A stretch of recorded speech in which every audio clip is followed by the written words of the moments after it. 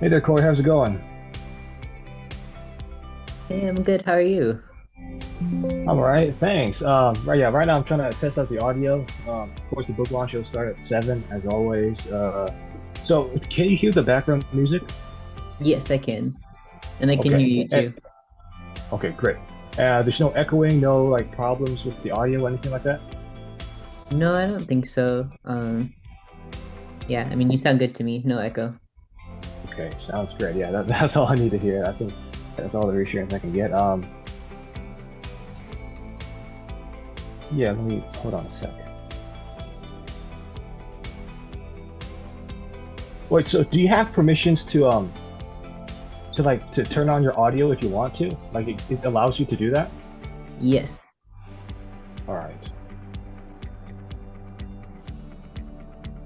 I assume so, at least if you can hear me. Oh yeah, okay. Yeah, that's actually I meant to have it to where like participants like they have to request permission if they want to talk that way, like if there's no chaos or anything like that. Um, Makes sense. Well, I can turn it off too. all right, yeah, okay, so turn it off and then I'll turn on the like option to yeah to prevent anyone from muting themselves from unmuting themselves at least without permission. So turn that right now. Okay, yeah, try talking right now.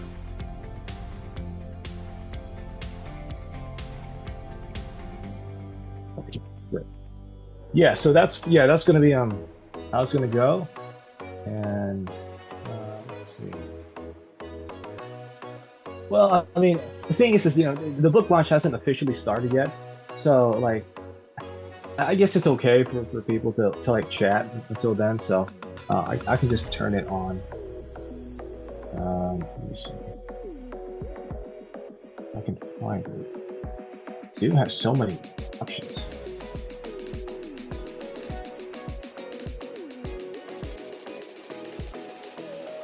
Okay, there you go. Now you should be able to. People should be able to hear you talk. Yeah, it seems like I can.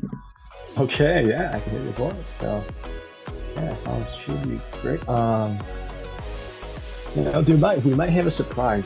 There is I don't know if there's like an actual author who may be stopping by, and he's got hit like 300,000 subscribers on YouTube. So this guy's like a big deal here. So yeah, Wow. we'll see how that turns out. Hopefully he'll uh he'll show up even for just a few minutes. Um, and then no, my former professor, he's also gonna maybe invite an executive chef over, which is Okay, pretty crazy. Yeah. fun. Um, he might be advising me for my next book because I need some help with. Well, I'll definitely talk a little bit more about that later in the meeting with the second book in the works. But yeah, it's gonna be pretty interesting. But we'll see. Hopefully, he got my Gmail because that's the only way we're staying connected. If he doesn't, so,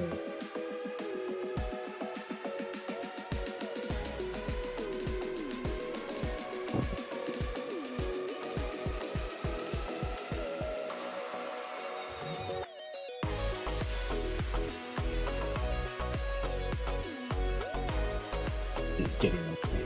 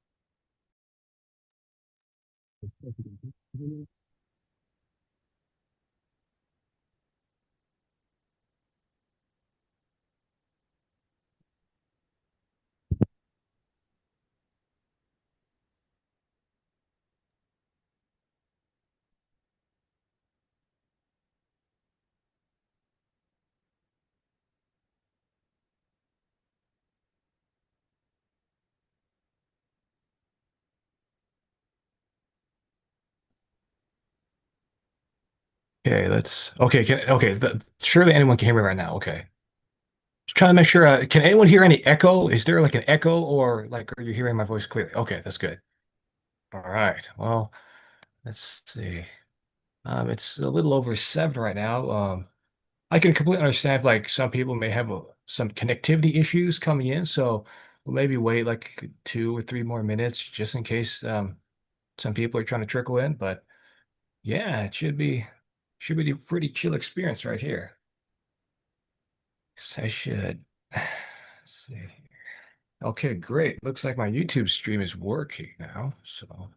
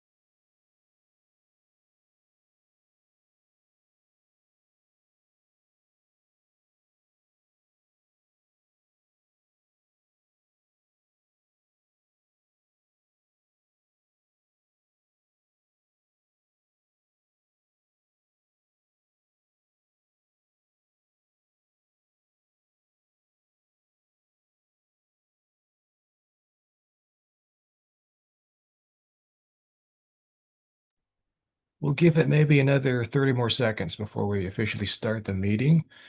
Yeah, it looks like last few bit of people trickling in right now. So.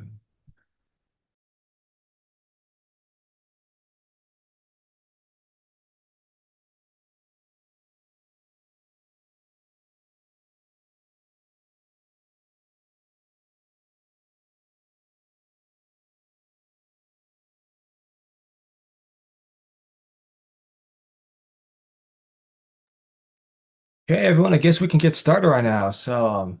Welcome to my book launch. Started this book all the way back in January 2022 and finally came down to this moment. So, let us share my screen and let's see, got it.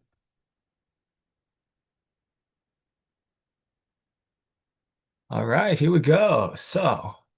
Oh, yeah, thank you so much for coming to my book launch meeting tonight. Oh man, this is such a surreal experience right now. I mean, it's been what? Started in January 2022, got the writing in 2023, more writing in 2024 because I'm that slow, and then we finally got it illustrated in 2025. So, oh man, we got plenty to say for this book launch meeting. So, without further ado, I guess we can get started right now. So yeah, this is basically a brief overview of what we got here. Let me see if I can get this out of the way first. All right. Yeah, so of course, welcome. I already said that. Then we got credits and surprises. Some new people coming in. All right. Yeah, we got some credits and surprises. We're going to talk about the people who were responsible for the making of this book and how much I really do appreciate the fact that they took a chance on me. Like this is my first ever book. They had every right to doubt me. And quite honestly, I don't blame anyone who's like, yeah, this kid, I don't think this book can really have can really go the distance. But I'm just glad that they're the people that helped me, that clearly says a lot. Like they more than just, wanted to help me out. It was also that they believed that I could also do what I thought was like kind of a daunting task, which is of course to get this book out. So yeah, we're definitely gonna talk more about people who really contributed to this book and also gave me the confidence to finish it in the first place. Then we're going to talk about the origins of this book and the series. We're going to talk about, how this book series came to be, particularly with this book too. And then, yeah, we'll also read an exclusive read into chapter one. So, yeah, this is going to be never before seen footage, at least maybe until it publishes. And then, oh, spin the wheel. Yes. So, this is our first giveaway. We're going to give away 3 free books, one at near the beginning, one near the middle, and one near the end of this meeting. So yeah, the longer you stay throughout the meeting, the more opportunities you'll have to potentially win a free copy.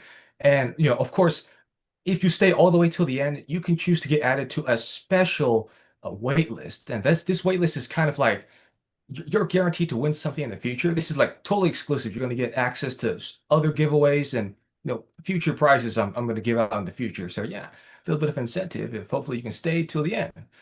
And then, yeah, after that, we'll go behind the scenes. We're going to start with the artwork. We're going to start with, how my two illustrators, this was my first illustrator, Corey, as you know.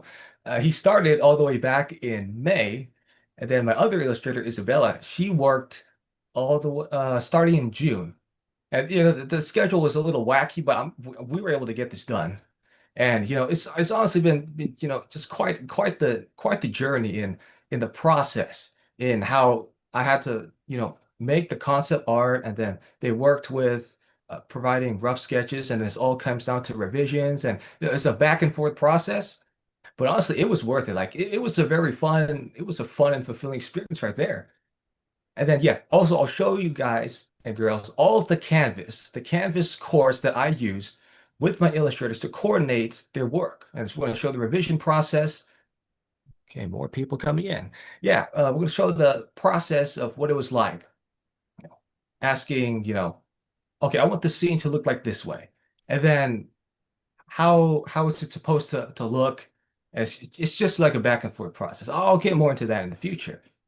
later this meeting. And then also we have a book of all trades artwork. So as you know, the book of all trades, that's the other half of my book. That's the tutorial section of my book. That's basically all of the stuff that Isabella, my other illustrator, has been working with. So we'll talk more about how the tutorial section really came to be into fruition. And then we finally have a spin the wheel. Again, we're gonna give away a second book of the night. So yeah, stay tuned for that. And then we're gonna go behind the scenes.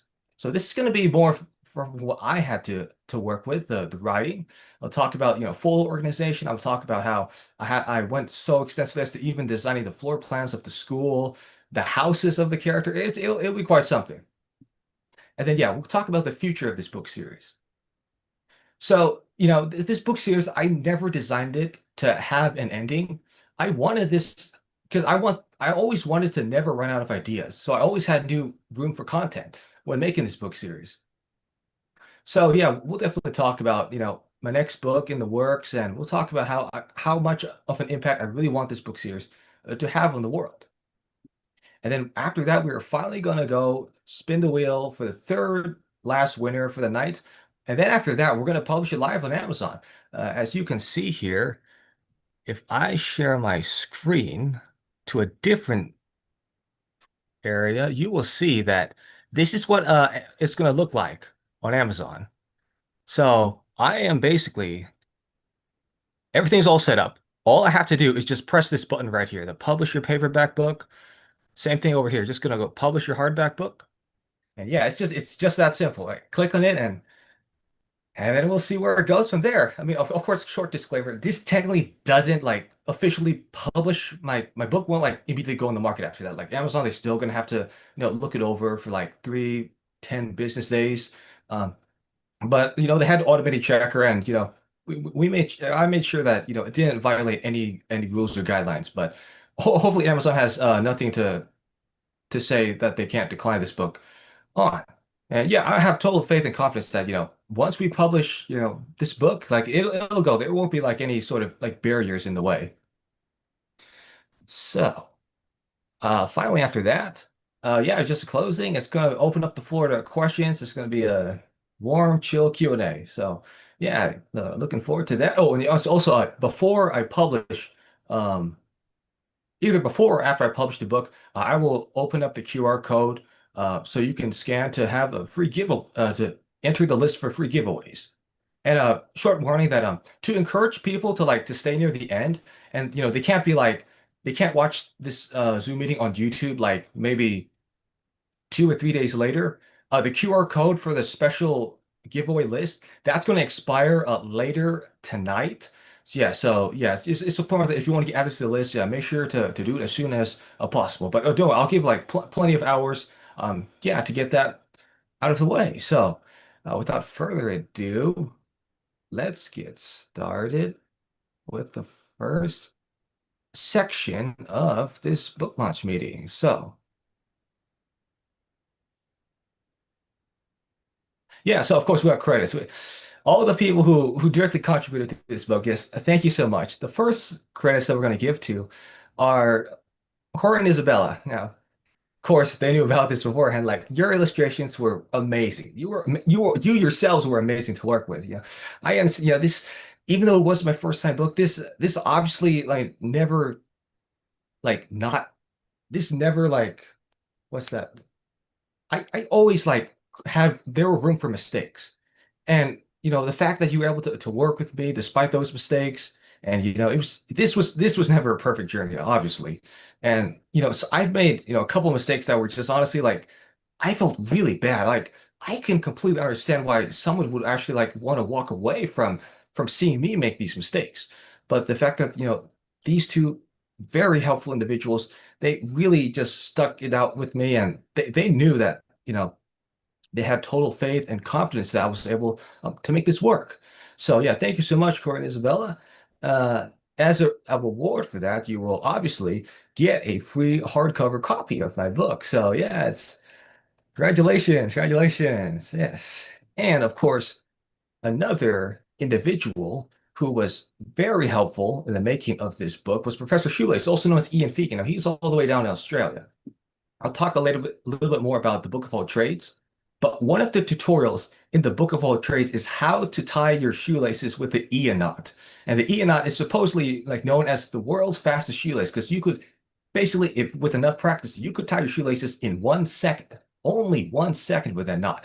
And it was pretty amazing working with him, through the back and forth Gmails, and he was advising me and making sure that I was able to really do justice to his Ian and make sure that people were able to understand it in the best way possible. So, it was really amazing the fact that the maker of this Guinness Book World of Records worthy shoelace knot was actually like advising me and actually like believe that this tutorial actually can work. So it's completely certified by the maker of the shoelace knot himself. So go ahead and check that out once you got the book. So as yeah, he's been very patient, and yeah, he's also going to get a free hardcover copy of my book. So yeah, thank you so much to him.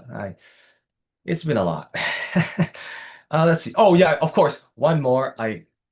You know it was coming. Professor Lin, it would be my honor to also give you a free hardcover copy of my book. You have played, you've just been amazing. Like seriously. It's like I've been telling my illustrator, of course, the other day. This was in the library.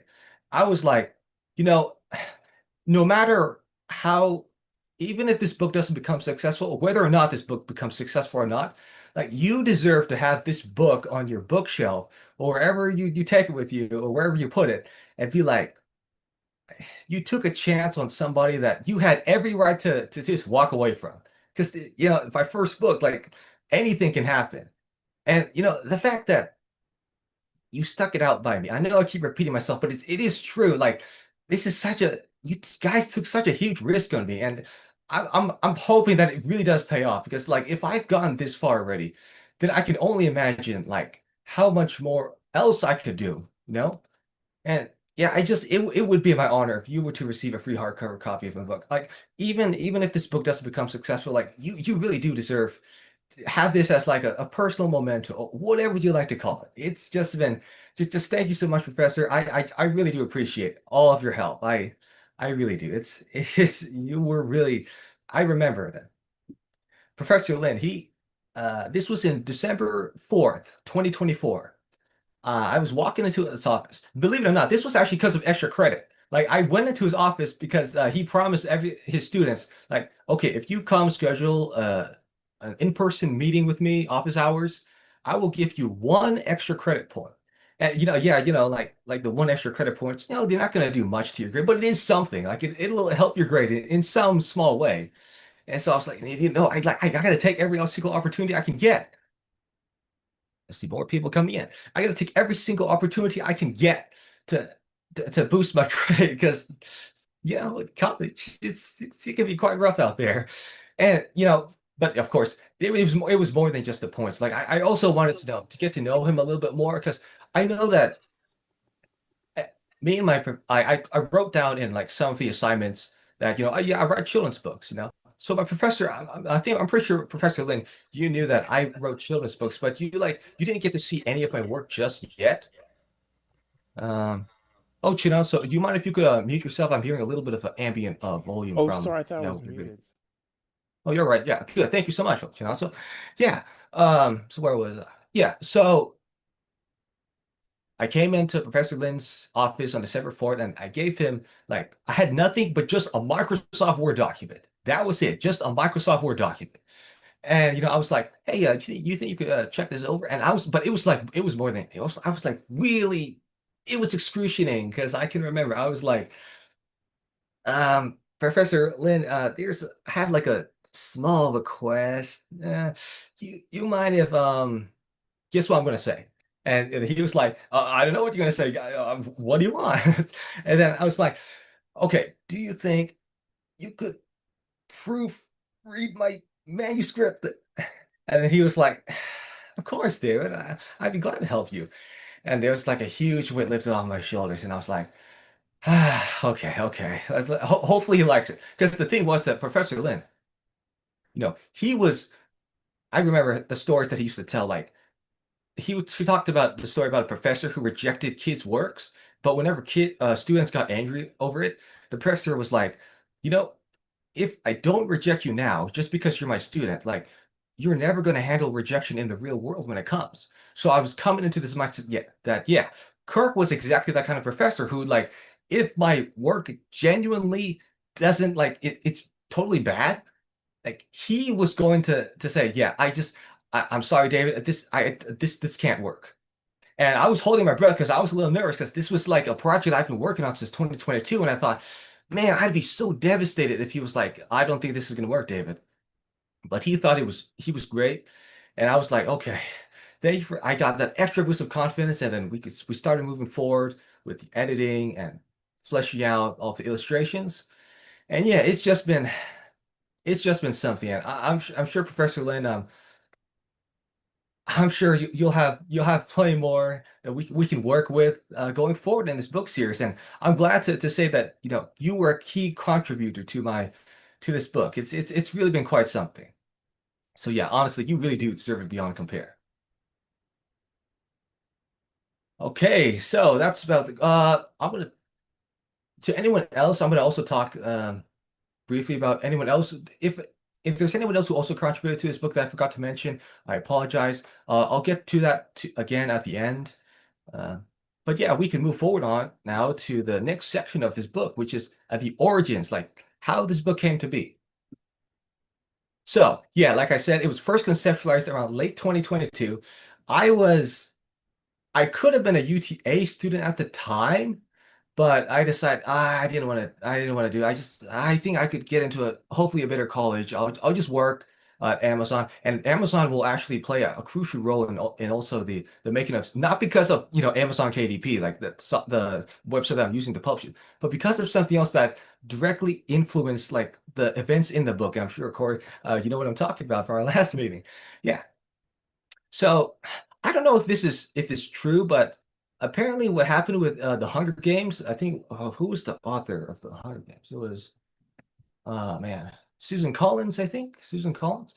I think she had the idea of coming up with the Hunger Games by like channel service. She was like simultaneously watching two different channels. And this was basically what happened, similarly what happened with this book. So I was simultaneously watching some Arthur cartoons of People's Kids just because I'm still a kid at heart, and I really just I love the diversity of the characters, and I really love how they're always solving social emotional problems and rebuilding friendships, and it's just been a very healthy, constructive experience watching these cartoons. And also a handy bean on YouTube, which is like kind of basically Mr. Bean, but he's doing all these quirky little tutorials, and it's just been. I gotta thank my mom for getting me interested in watching Mr. Bean again, because I can remember I was like 5 or 6, and she used to sit me and my brother down in front of the TV and watch Mr. Bean. And back then I didn't really, the humorous aspect didn't really resonate with me, but looking back as an adult, it actually was a lot more funnier than I thought it was. So yeah, I just thank you so much to my mom, who's probably watching right now, for getting me interested in watching Mr. Bean. And it was because of that tutorial that you know this tutorial section on YouTube that really got me like, okay, I actually have an idea for a book. And then the real tipping point was watching again. It was another children's cartoon. It was Curious George. It was that loafing around episode. That was, long story short, it was basically that episode where Curious George, he and his and the man with the yellow hat, they're making bread, and they're basically like trying all sorts of ways to make bread. And they always first like 10 minutes of the show, they're like making it the wrong way, and then they finally nail it and at the end of the show. And so I was like, hmm could it could I actually like make a book series where I teach the audience like how to do things, like for instance, how to make hard-boiled eggs, how to tie your shoelaces in 1 second, how to make your bed with a hospital corners, like all these like constructive helpful tutorials that they can use in their everyday lives. Yeah, so another event that sparked this was, I can remember one time in fourth grade, there was a free book giveaway. This was I was in Miss Shalupa's class at that time, and you know we basically I kind of remember that she told us that at the end of the day we had like over $60 worth of free books, which is back in 2014 was quite something to really be proud of because like all these books, man, I would have start reading all of them tonight. And so I can remember that there was one book that I wasn't like really interested in. I didn't know what it was gonna be like, but I still had the opportunity to like because I still had two or three more picks of getting a new book. And so I noticed that there's this book called Salsa Stories. It was written by Lulu Delacre. I think that's how you pronounce it. I'm sorry if that's how not to pronounce it, but it's basically a story, basically a collection of short stories. And I thought, okay, yeah, this is all right. But then the thing that really got me interested in it was there was a tutorial section in the back. Specifically, it was a cookbook section. It taught me, it could teach like all sorts of Latin American cuisine. Like for instance, it could teach you how to make Guatemalan toast, Spanish omelet, sesame drink, coconut sherbet, caramel sandwich cookies, corn fritters, that sort of thing. And so I was like, man, even if I may not like this book, I still could actually like use it. And so that I ended up getting the book. And apart from that, I ended up liking the stories in the book. So I thought, the fact that this tutorial section interested me in the first place, like I could actually I could write a tutorial section for my book, and maybe, maybe if this book happens to go far enough to appear in like a book fair, scholastic book fair in like a local elementary school. And then maybe there's a kid who's like, I don't know if this is a good book. It's like way too long. But then they might see the tutorial section in the back. And then they could be like, oh, maybe if even if I may not like this book, I could still use it in a way. So that's kind of the mindset as to how I got into writing the tutorial section for the book. And yeah, there's gonna be 5 tutorials in the book of all trades. And yeah, this is just like basically what I call the other half of my book. Because you have the story, that's the main part, 12 chapters. Then you have the tutorial section, which is 5 tutorials every time. That's the plan. And occasionally there's going to be like another section that's going to like teach like the learning topic uh, featured in the story. So for instance, I'll talk a little bit more about this later. But book 2 is called Recipe for Success, and it's going to feature, a bunch of kids in the class, they're trying to make a dish that's going to be like the new cafeteria special in the school. And it's going to have a lot of drama. It's going to have a lot of a lot of chaos in that. But it'll also give me a chance to talk about the basics of culinary preparation and how what, what's the way to describe it?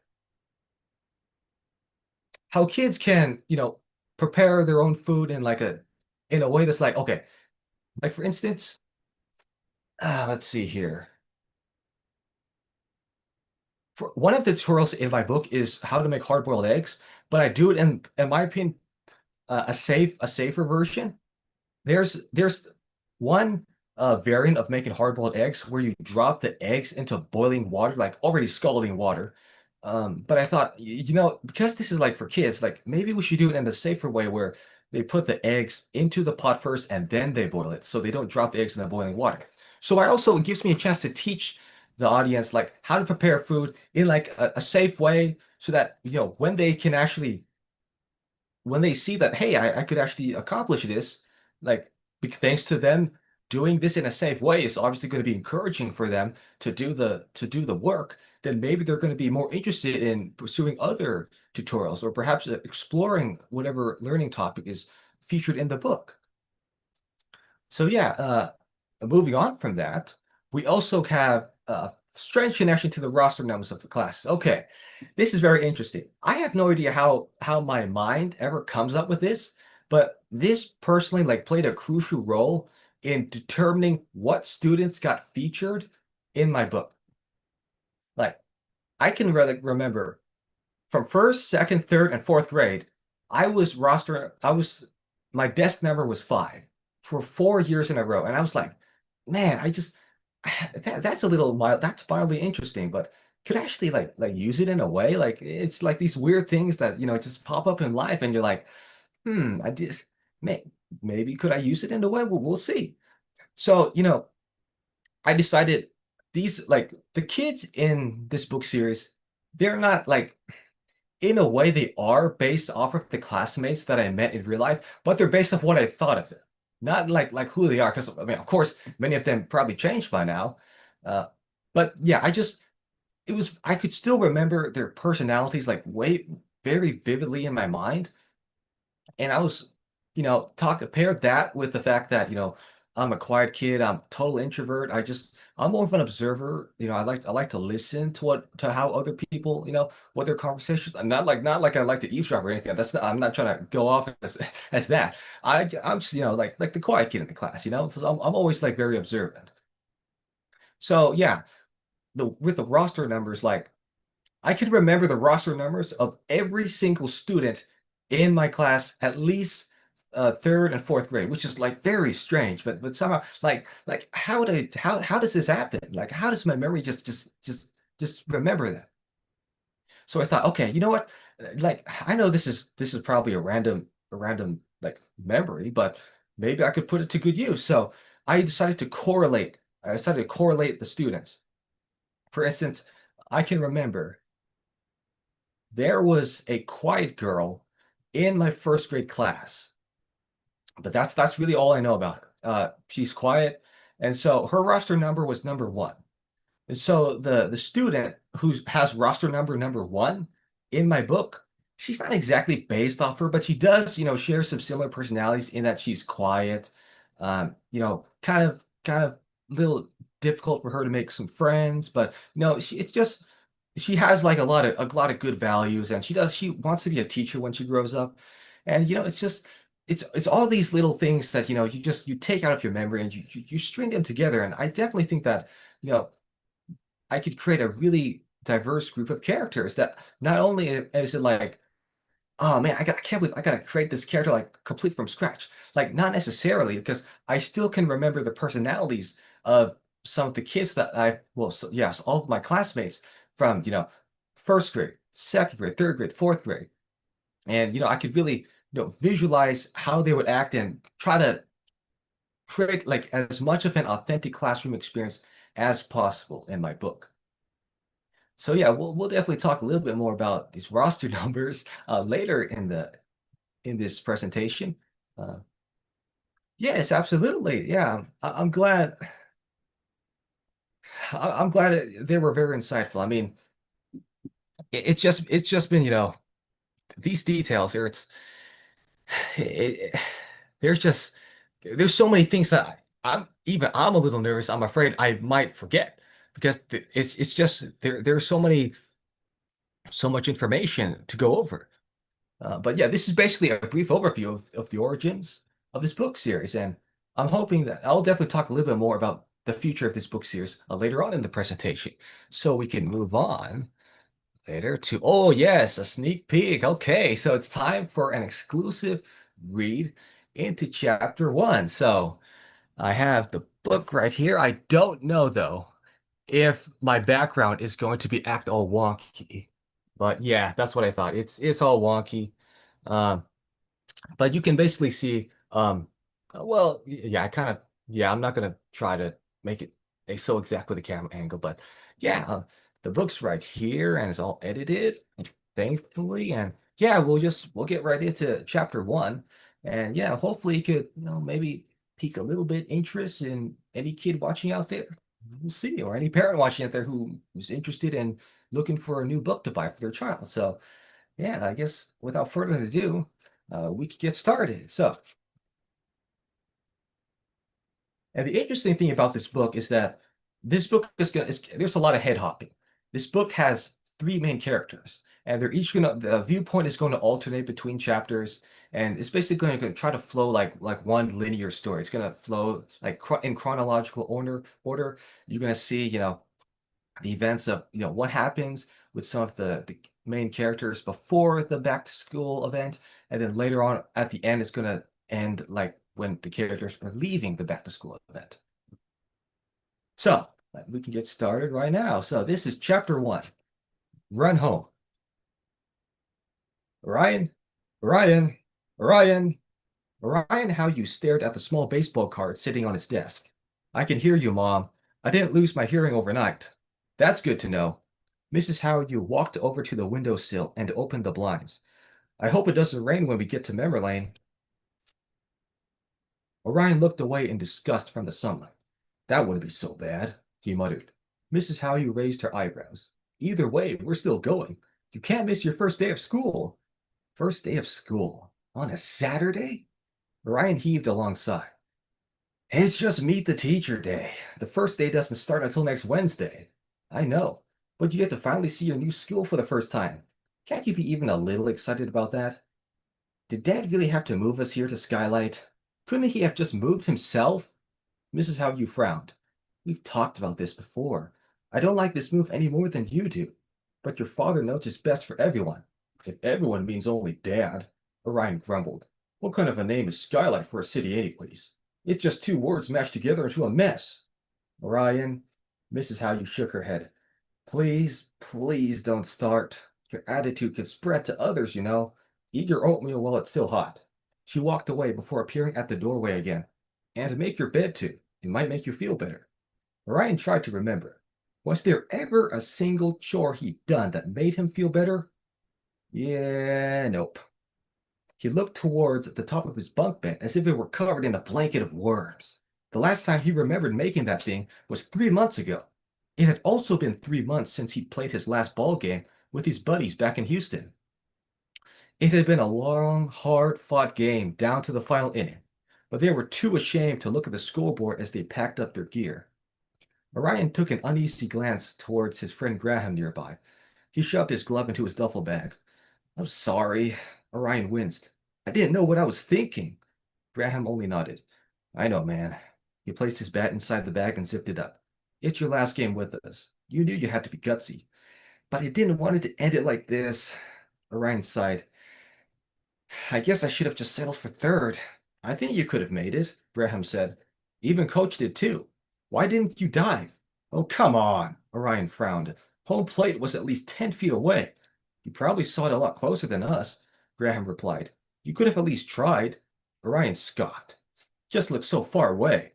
Hey, Graham playfully punched Orion's shoulder. What are you afraid of? The whole team laughing at you? For what, diving early? No. Orion gazed towards the empty ballpark as if he could somehow find an answer written in the dirt. That felt silly. Why would anyone laugh at him for trying? There was something else, though, that didn't seem right. Maybe they might laugh. Or you might have scored a run. Graham shrugged. Guess we'll never know. All right. Orion shook his head sheepishly. I guess I wouldn't know unless I tried. But I still think it would have been all for nothing. Now, drum roll, please. He took out 2 small cards from his back pocket. They're finally here. I finished them a few days ago. Orion glanced at the other cards on his desk. They each had pictures of his teammates with their jersey number on the front side. He was glad he could think of a way to remember them before he left Houston. But after weeks had gone by since moving to Skylight, it felt hard just to remember what their voices sounded like. He turned to his bed and took a long, hard look at it. Gritting his teeth, he grabbed the rungs of the ladder. He organized the pillows and folded his blanket until it looked like a crushed wafer. Finally, he made the hospital corners with the bedsheets.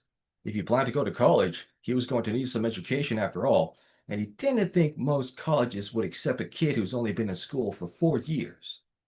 As Orion left the bedroom, he could hear spoons clinking from the dining room. The lids of the pots in the kitchen were clicking with a tit-tit-tit. With a yawn, Orion took his seat. A bowl of oatmeal and a hard-boiled egg waited for him. His younger brother Owen was nearby, devouring his breakfast. He was looking at a book on his lap. Did you brush your teeth, Orion? Orion nearly dropped his spoon. His father tossed a folded piece of paper on the dining table from behind. Dad, you do it after you eat. That way your teeth don't look dirty in front of others. You need to clean out all the bacteria that collected in your mouth while you slept, Mr. Howard said. Go on, brush your teeth first. And he gestured to the paper on the table. Read this. It came in the mail yesterday. Orion unfolded the paper and read for exactly 1 second. He folded it back up. Done. It's about your new school, said Mr. Howard. It's important. I know it's about Meet the Teacher Day, Orion exclaimed, and I don't need you to tell me. They've sent us like 10 emails and 3 letters about this event. Don't they know we got the message? It's like they're trying to force it down our throats. Oh, and Orion? Mrs. Howard stuck her head out from behind the kitchen walls. They have a baseball club, too.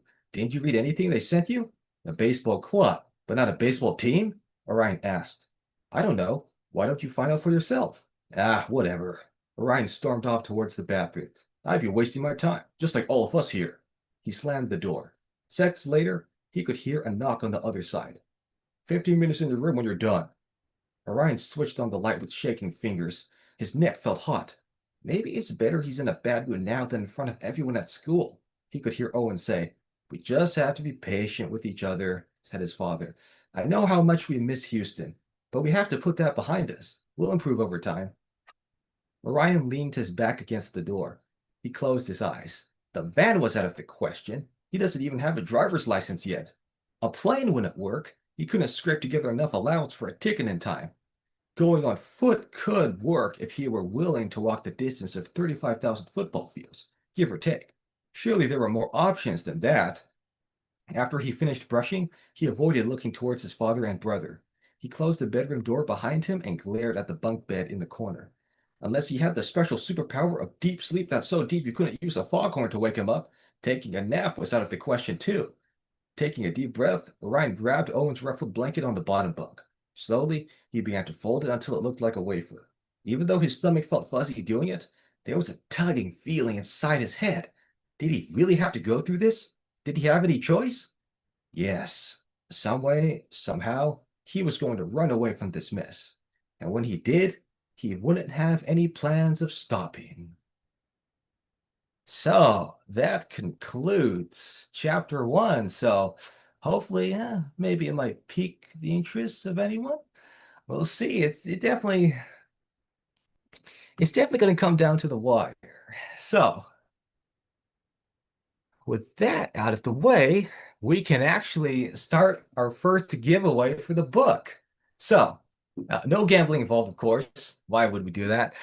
This is going to be lottery themed, though. It's going to be like one of those slots, at the casino where you just insert a coin or something like that, and you pull a lever, and then you get a bunch of slots that form an image. So here's how it's going to work.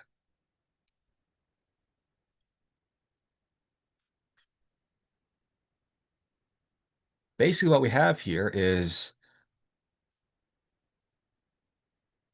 this is going to be like a random name picker. Now, I'll give everyone like maybe 2 to 3 minutes to, type in their name in the chat or yeah, on the Zoom, wherever you'd like. You can enter your name in and I'll enter it in manually. And yeah, you could potentially win a free book and we can definitely, yeah, hopefully start to give away some free books. Yeah. So hopefully anyone's enthusiastic enough to just enter in their name, the chat, and yeah, we can get this giveaway started. Let's see here.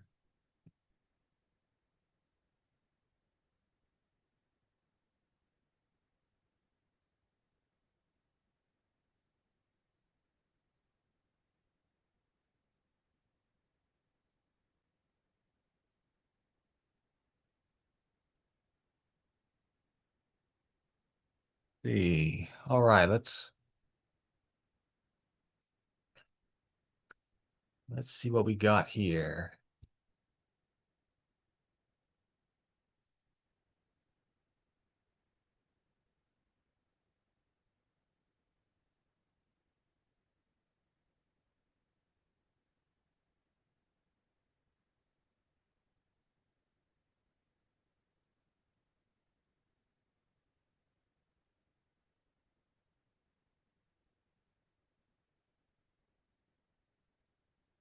Okay.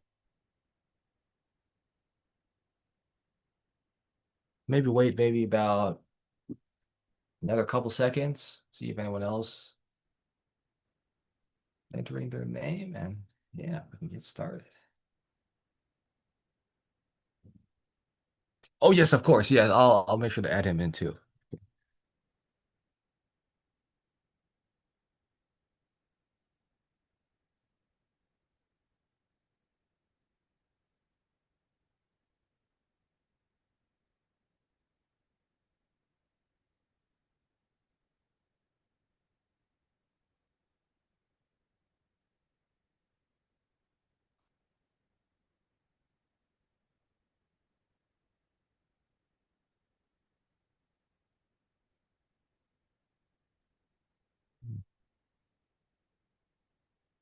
Okay, I think we get started. So, yeah, let's start the name picker. And yeah, after this, we still have two more opportunities to give away two more free books. So yeah, just keep that in mind that the longer you stay, get more opportunities to get one of two more books remaining. So let's start right away now. Okay,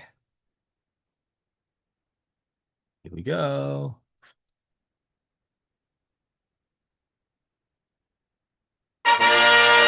Oh, that's a lot louder than I thought. Okay, Floor, you're our first winner of the night. Uh, I will write that down. Um, yeah, maybe if you could stay a little bit till the end of the meeting, and yeah, we could talk about how you'd like me to send you the free book. That would be great. So I would just make a mental note right now, and also a physical note too on my phone. And yeah, that should be. Congratulations, Floor. Yes. All right. Now let's move on to the presentation. Back to the presentation. Okay, so let's see. Am I still seeing this? Okay, here we go. Yeah. All right. So now we're going to go on to the next part of this launch meeting, which is going to be behind the scenes. And particularly, it's going to go with the artwork. So I'm sure my illustrators, Corey and Isabella, if they're watching out there, you know exactly what I'm talking about. So I can remember. To contact them, I first had to make a flyer. Now, this flyer was, just something you could easily do in Canvas. And you make a Google form, and then you take the link to that Google form, and then you turn it into a QR code, and then you put it down, like right smack dab in the middle of the flyer to kind of like make it obvious that, hey, scan this to potentially change your life. Hopefully, we'll see. And I made this flyer like maybe around March, April, and I was like, oh man, like I wish I probably should have hung it out sooner. Because the sooner I hung it up, the longer it'll stay up, and hopefully it'll give more people time to maybe go by past it and maybe scan it if they would like it too. And yeah, uh, I can also remember that this was at because I wasn't an I'm not affiliated with I don't have an organization like this. I'm just representing myself for this book. So, I had to email the building manager actually of Jester Center. I think that was the Beaufort Jester Center. I think that was it. Because like I think you're allowed to canvas as an organization, but like as yourself, I didn't know exactly like what that's supposed to work out. Um, but thankfully, the building manager, she said, okay, just as long as you follow the guidelines and there shouldn't be any problem with this. So yeah, I was like, okay, yeah, we can move forward. And then I came into a simple but like a problem that actually gave me a heart attack for maybe about 10 seconds. And that was, wait a minute, I don't have a tack. I don't have a tack to hang up this flyer. And I was like, oh man, like I can't like how am I supposed to get a tack? Like I'm living in the dorms at the time. Like I know this might sound like a strange problem, but I'm like, I I never before thought that I had to bring that I would need a thumbtack to bring to school because it's one of those things that it's so simple, but then you completely forget about it. And so I was like, okay, what am I supposed to do? Like, I mean, I could buy one, but like I've never really at that time, like as a freshman, I was very like I was still pretty introverted and I was a little nervous about like going to stores and trying to explore West Campus, that area. I usually just hang out around Jester West, just Jester West, Speedway, basically the central area of UT Austin campus. And so, yeah, I didn't know exactly like how this was supposed to work. And then I realized, wait a minute. But I was living in Moore Hill, the Moore Hill dormitories at the time. And I can remember that, there are kids like on the group meet, there are students on the group meet who are like, always asking to borrow something, like maybe a pencil or a paper clip or something simple. So, but here's the thing. It was like 11:45 at night, and I was a little nervous, like, oh man. I mean, I get this is college, and there's probably going to be some students who are up this late, but I'm still like wondering, oh man, but is there anyone who's like who's willing to help me out? Like, I'm like, I don't know anybody in the dorms, and it's just been no one really knows me, and I'm just like I'm like a ghost to them basically. And so I was like, okay, anyone mind if they could like lend over one tack? And then like 1 minute passed, 2 minute passed, and I was like, oh man, I'm so nervous. Like, oh man, how am I supposed to hang this up? Like, I don't have a thumbtack. Like, I don't know what to do. I asked my roommate, he didn't have a thumbtack. Like, I can't believe like this could. I went so far as to make a flyer, and like my former professor thought my story could move forward, and like I was ready to start looking for the illustrator, and I can't believe the one thing that's blocking my way was the fact that I did not have a thumbtack. But thankfully, like, 4 or 5 minutes later, there was a girl who's like, oh yeah, sure, yeah, stop by my dorm. I'll give you one thumbtack. And so I was like, okay, thank you so much. Like, I owe you. And then she was like, no, no, it's all right. It's just one thumbtack. But the fact that she lent me that thumbtack, like, I don't know, she's probably not watching this right now, but if she ends up watching this book launch meeting later, just know that you know who you are, and just thank you so much for lending me that one thumbtack. Because if it weren't for that thumbtack, I don't know if I would have been able to hang up this flyer in the exact position where it was. And I thought, the positioning inside Jester Center, it really mattered because that was the thing that really attracted my illustrators in the first place. And I honestly didn't know what would I have done if it weren't for that one thumbtack and that girl who was generous enough to give me that thumbtack. So I really appreciate you wherever she is out there. So, and maybe it was just meant to be, but I'm gonna show you. There is so I'm gonna show the Google form that I used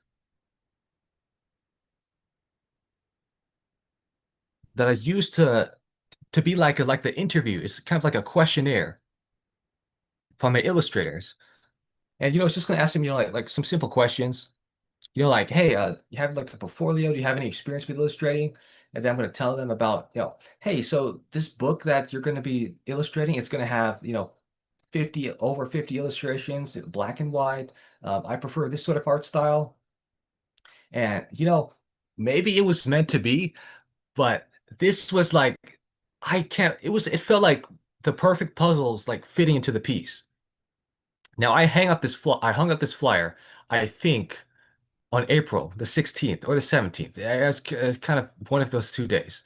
So, school semester, the spring semester at that time did it end on the 28th maybe?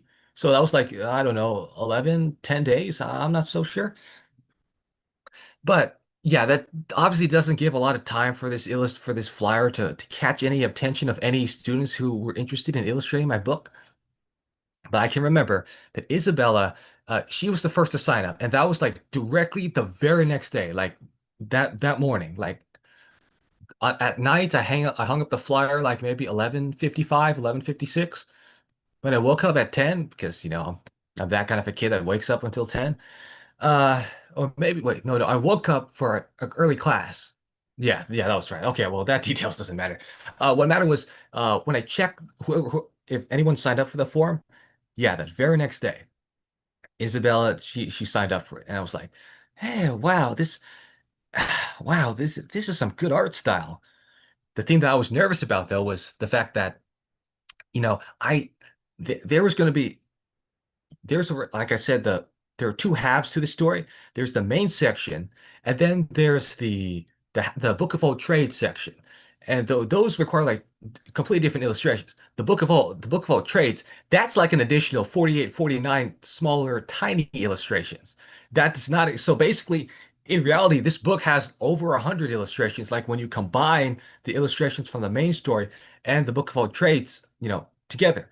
So I thought, I'm still gonna need like an illustrator to work on like the other half of the story.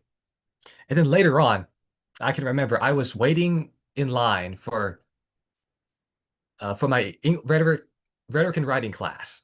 And this was like maybe around 5, I think. But I can remember that, I got the notification Corey signed up. And it was, I can't remember when was that, but I know it was at least a couple days after Isabella signed up.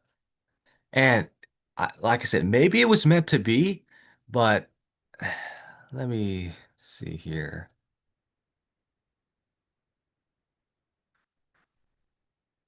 Like Corey and Isabella, if you're watching right now, you were the, oh, hold on. Let's see. There we go. Yeah, you were the only two illustrators to ever sign up for this. For this on this flyer, like you the only two illustrators. And I was like, that's perfect. Like I don't have to go with, trying to look between the different illustrators and trying to find, okay, which one's better than the other, and which one's like I would prefer over the other or something like that. I didn't have to do any of that because those are obviously some very difficult decisions, and I never wanted to ever find myself in that sort of position. At the same time, though, I was a little nervous. Like, what if nobody signs up? I was prepared to, maybe go on Facebook, maybe go on Upwork, maybe go on freelance website, job market. Any freelance artist looking for some contract work. I'm glad that I didn't have to do that because honestly, I felt that I was really unprepared for that. And I thought, let's try to get some students. And because they were students, we were able to get Canvas working for them. And I thought that, Canvas, the process with Canvas like worked so well. I'll definitely talk a little bit more about Canvas very shortly. But yeah, that now Isabella, she told me that she was available to work starting on June. And Corey, he was available to start working like anytime as soon as possible, like in May. So I thought, okay, this is great. So then I can delegate like these two different tasks for these illustrators in a way that fits their schedule so well. So because Isabella, she could work, but like a little bit later, I definitely thought that the Book of All Trades illustrations were more suited for her position just because they were, even though they were like some tiny like 48 illustrations, they were still like pretty fast to do. Like they were real simple, and she was in and out, and like she started in June and completed before the month of August was over. And then the longer session, the main story, Corey, he signed the contract in May 7th. And all the way up to this moment, I believe he just turned in his last few revisions for some of the illustrations yesterday. And so yeah, of course the book is finalized today. And it's been Corey worked on this for like 7 months. That is I never thought that it would be something like this. Like I knew like illustrating a book, like, oh man, this might take like 9, 10, like 11 months. Like it's gonna take like half the year or something. But Corey, he was much more faster than I thought. And I thought the illustrations, they turned out wonderfully because of him. Yeah, you saw those 4 illustrations as I was reading chapter 1. Like those were some really good illustrations. And I'm definitely going to go a little bit more into hold on a second. I'm going to definitely go a little bit more into how this work, like the sketch work, the line work, like the process behind it. So I am going to go back to the the main presentation. Here we go.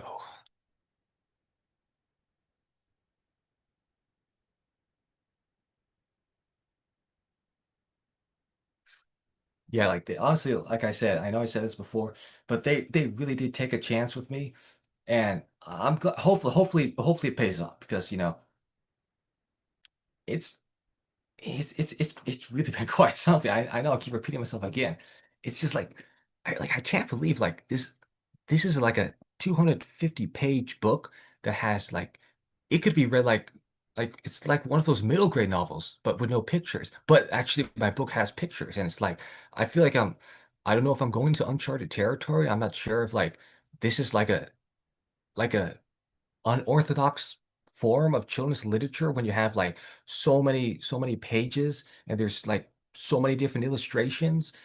It's just because there was one issue that we had to me and my illustrator Corey had to work with, and that was like sometimes because there were so many pages, like the illustrations, they were like a little too close to the binding. So sometimes we might miss out on some important details, like either to the far right edge or the far left edge of the illustration, depending on what page it is, what side of the book it is. Um, I obviously never anticipated something like that, but I'm glad that that was an easy fix and we were able to work it all out. And so, yeah, we're definitely going to talk a little bit more about the canvas. So before we do that, though, we can go for maybe hopefully some dramatic effect. We could go over it's basically a before and after. We're going to see, the mock-ups, like the very rough sketch.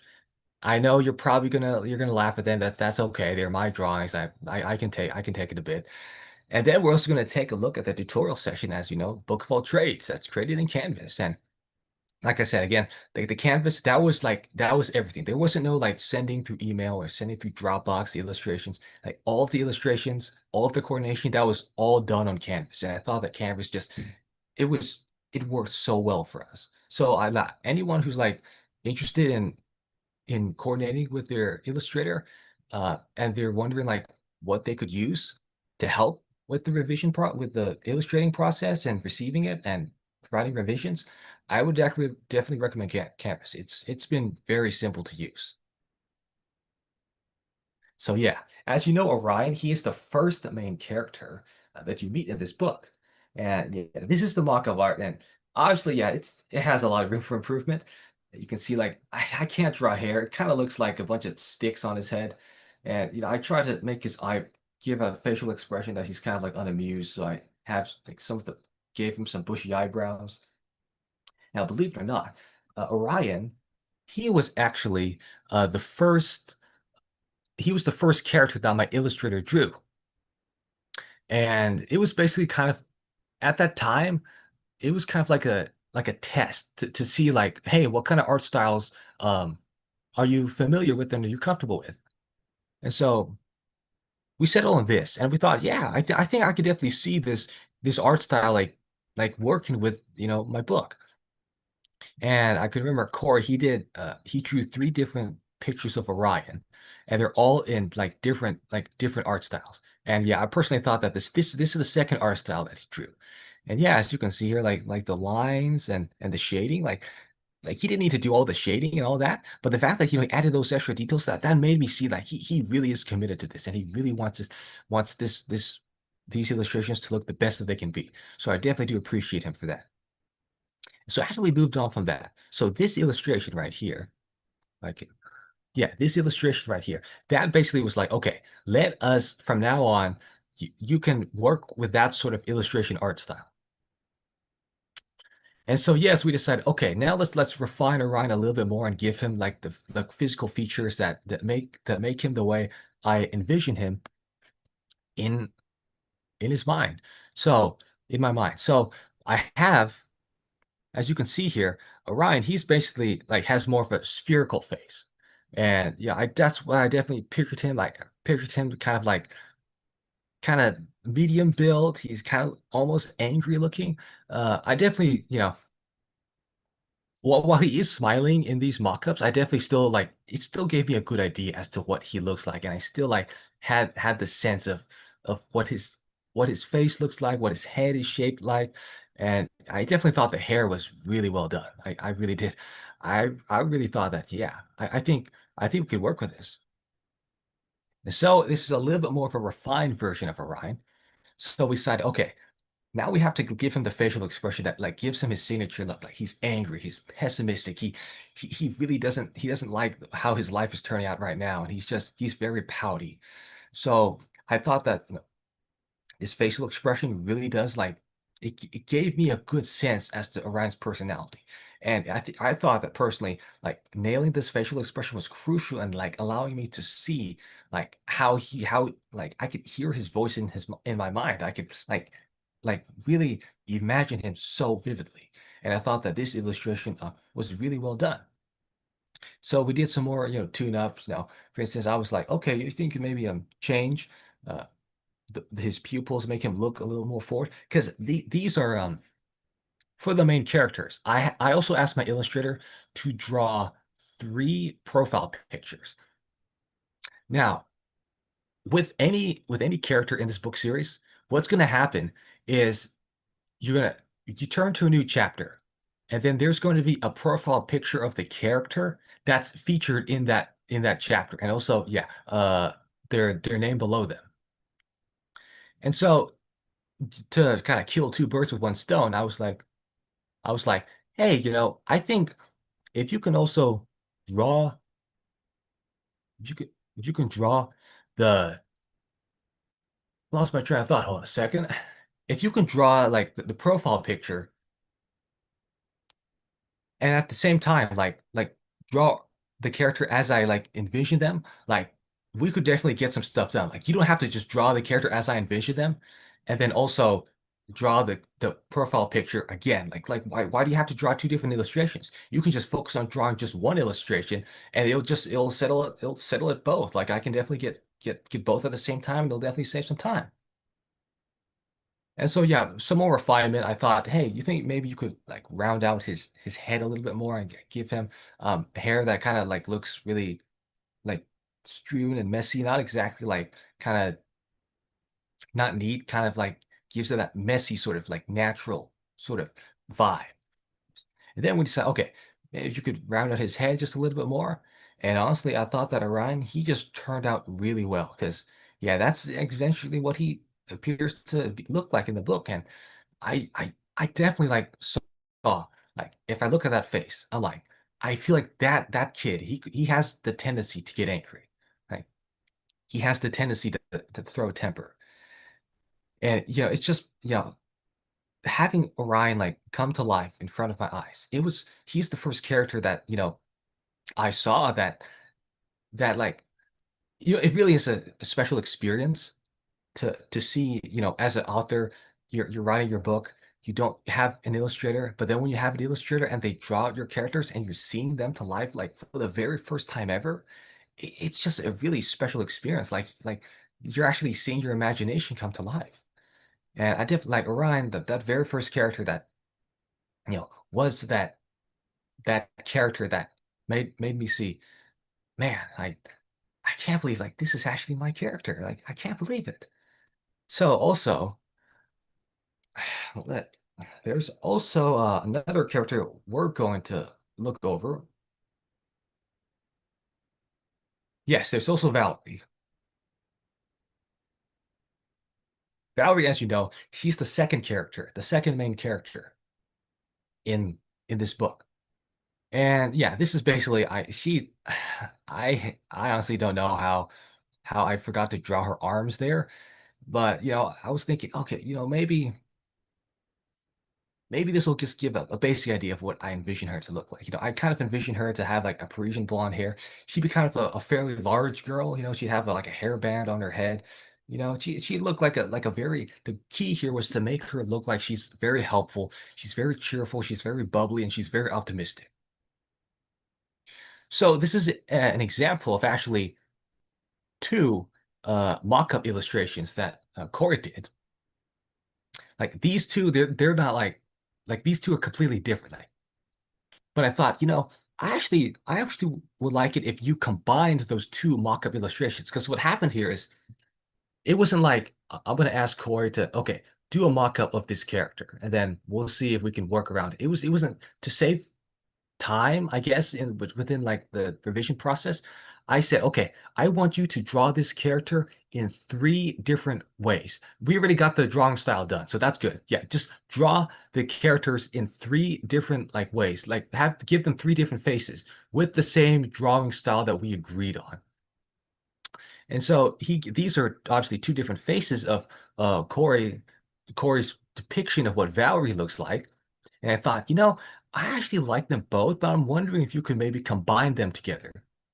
So I thought, I really like the way her mouth looks in this mock-up art, and I really like the way like the rest of her head and face look in this mock-up art. So it's like, well, what if you combine them together? So you get something like this, and I'm like, yeah, like it just clicks. It's like it's one of those clicking feelings inside of you when you're like, that's perfect. Like, I feel it. Like, that's exactly like how I intended for her to look like. And then again, this because she was a main character, we decided to kill two birds with one stone, and he was also working on the profile picture of her at the same time. So you get something like this, and I thought, yeah, like she looks helpful, she looks cheerful, she looks bubbly, she looks friendly, and you eventually get something like this, and I just thought, yeah, this is great. Like this is he embodies every single virtue and aspect that I envision her to look like. And I definitely thought that, the conflict that she solves later in the story, like it really does, like the way she looks is like also so integral and so dynamic. It really is like something special. Now, the third main character in this story is Adwin. Now, Adwin, it took a little bit of a more more work involved with him because it was all about like making sure he was just right. But that doesn't necessarily mean I don't think it was like necessarily like harder for Corey. I thought it just took just a little bit longer, but I actually loved the way Edwin looks. So this is obviously like my mock-up art. Like, yeah, again, like I can't draw like his hair. It kind of makes it look like he has a receding hairline. But I kind of wanted to give off the impression that Edwin, he's a smart kid. He's also like a timid kid. He's also very nervous.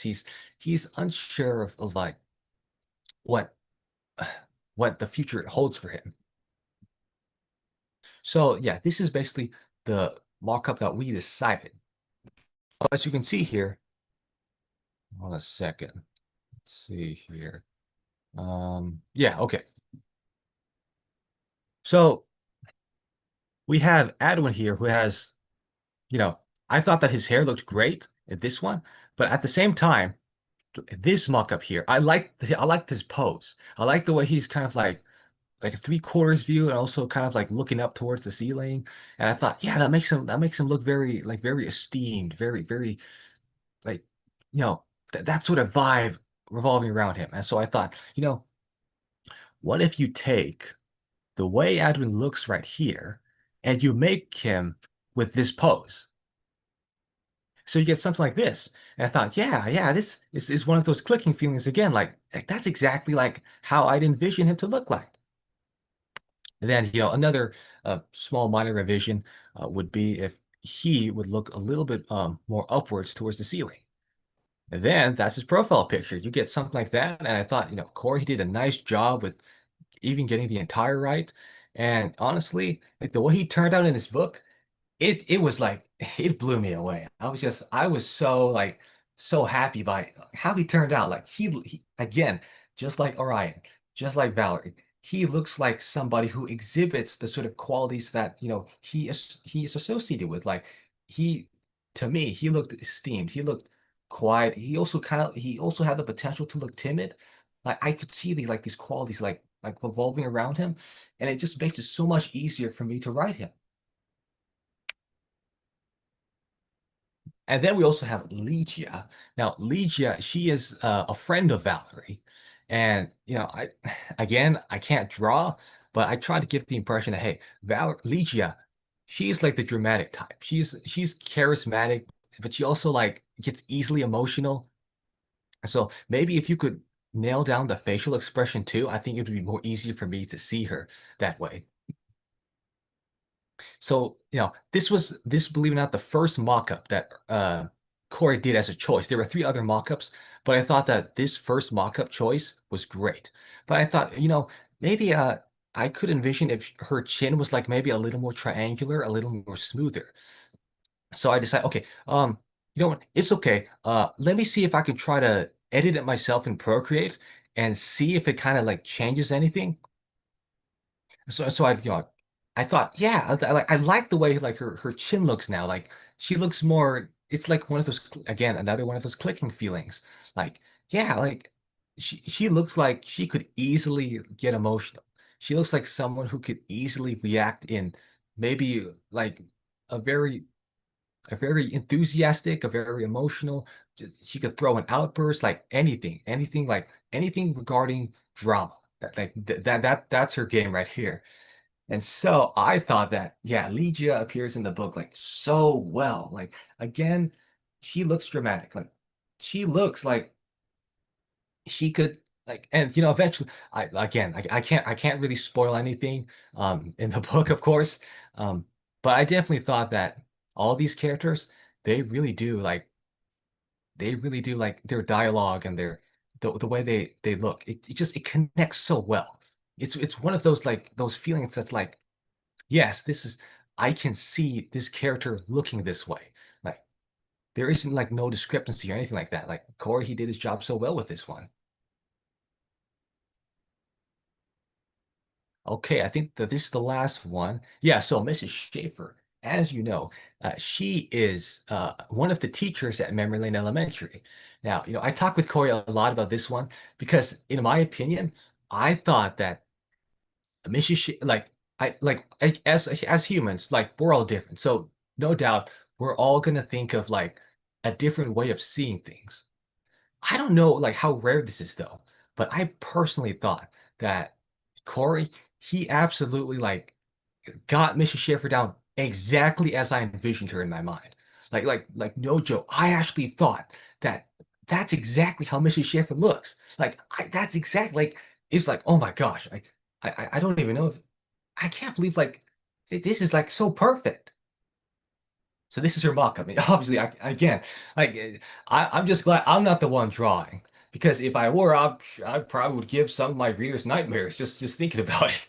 And so here, the illustrator, like this is just that's exactly how I envisioned her. Mrs. Schaefer, she's supposed to have like that bold leader type to her. Like she's supposed to have like maturity, like leadership. Like she's supposed to have. I envision her with kind of like a not necessarily a deep voice, but kind of like a commanding voice, kind of like a army sergeant, something like that. That's how I envision like her mood as known as.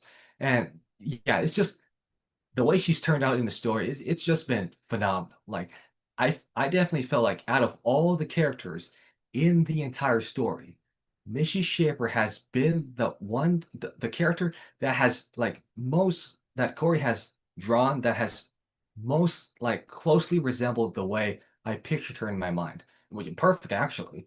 I don't know. I keep telling Corey about this like during when we were at Audio Pixel Collider, I was like, I can't believe like this is like Miss Sheriff is perfect. Like, no, maybe you could do a couple, revisions with a chapter in chapter 10 because he later draws her there.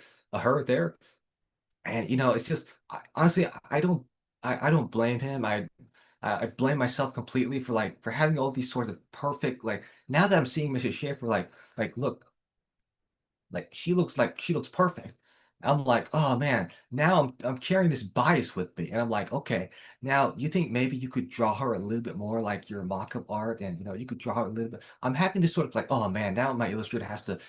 It would be right if he would draw her a little like as perfectly as possible. And actually, that's so wrong because like obviously it's like it can be like quite difficult to replicate like the way a character like looks like exactly like perfect like on point it's just like something that's like so difficult to do, but honestly I think that core with the last few revisions I think Mr. Schaefer's turned out really well, and I definitely think that Mr. Schaefer being the face of like the entire series, well not the entire series, one like there are multiple classes, of course, in classified trades. There's room 207, that's Mr. Schaefer. There's room 208, there's Mr. Lim. And there are a couple other classes out there.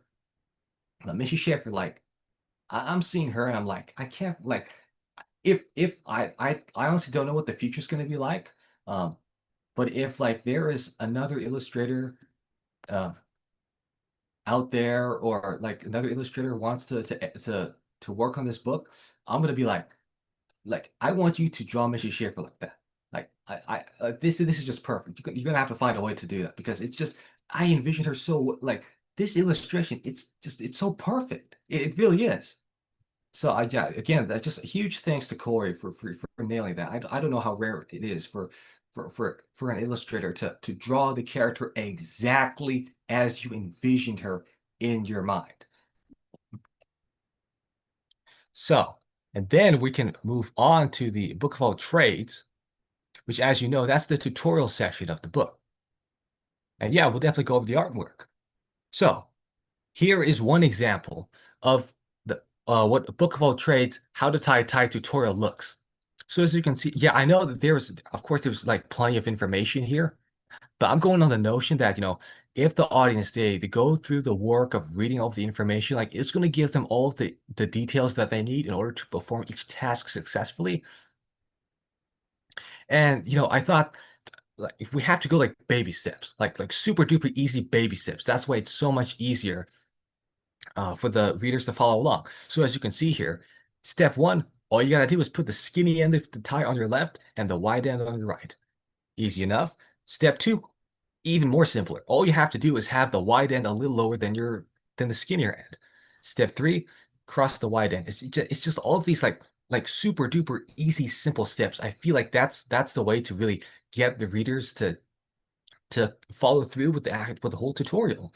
And with these illustrations, like Isabella, she did a great work with like making them look simple, but at the same time informative. Like I could clearly see that, hey, this is like this looks like a tutorial that can be easy to follow along with. And there wasn't like anything fancy or anything like that. I definitely didn't want like so many details or anything like that.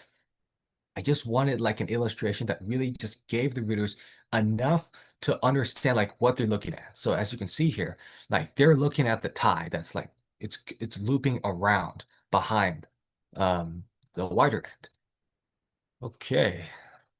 So uh hold on a second.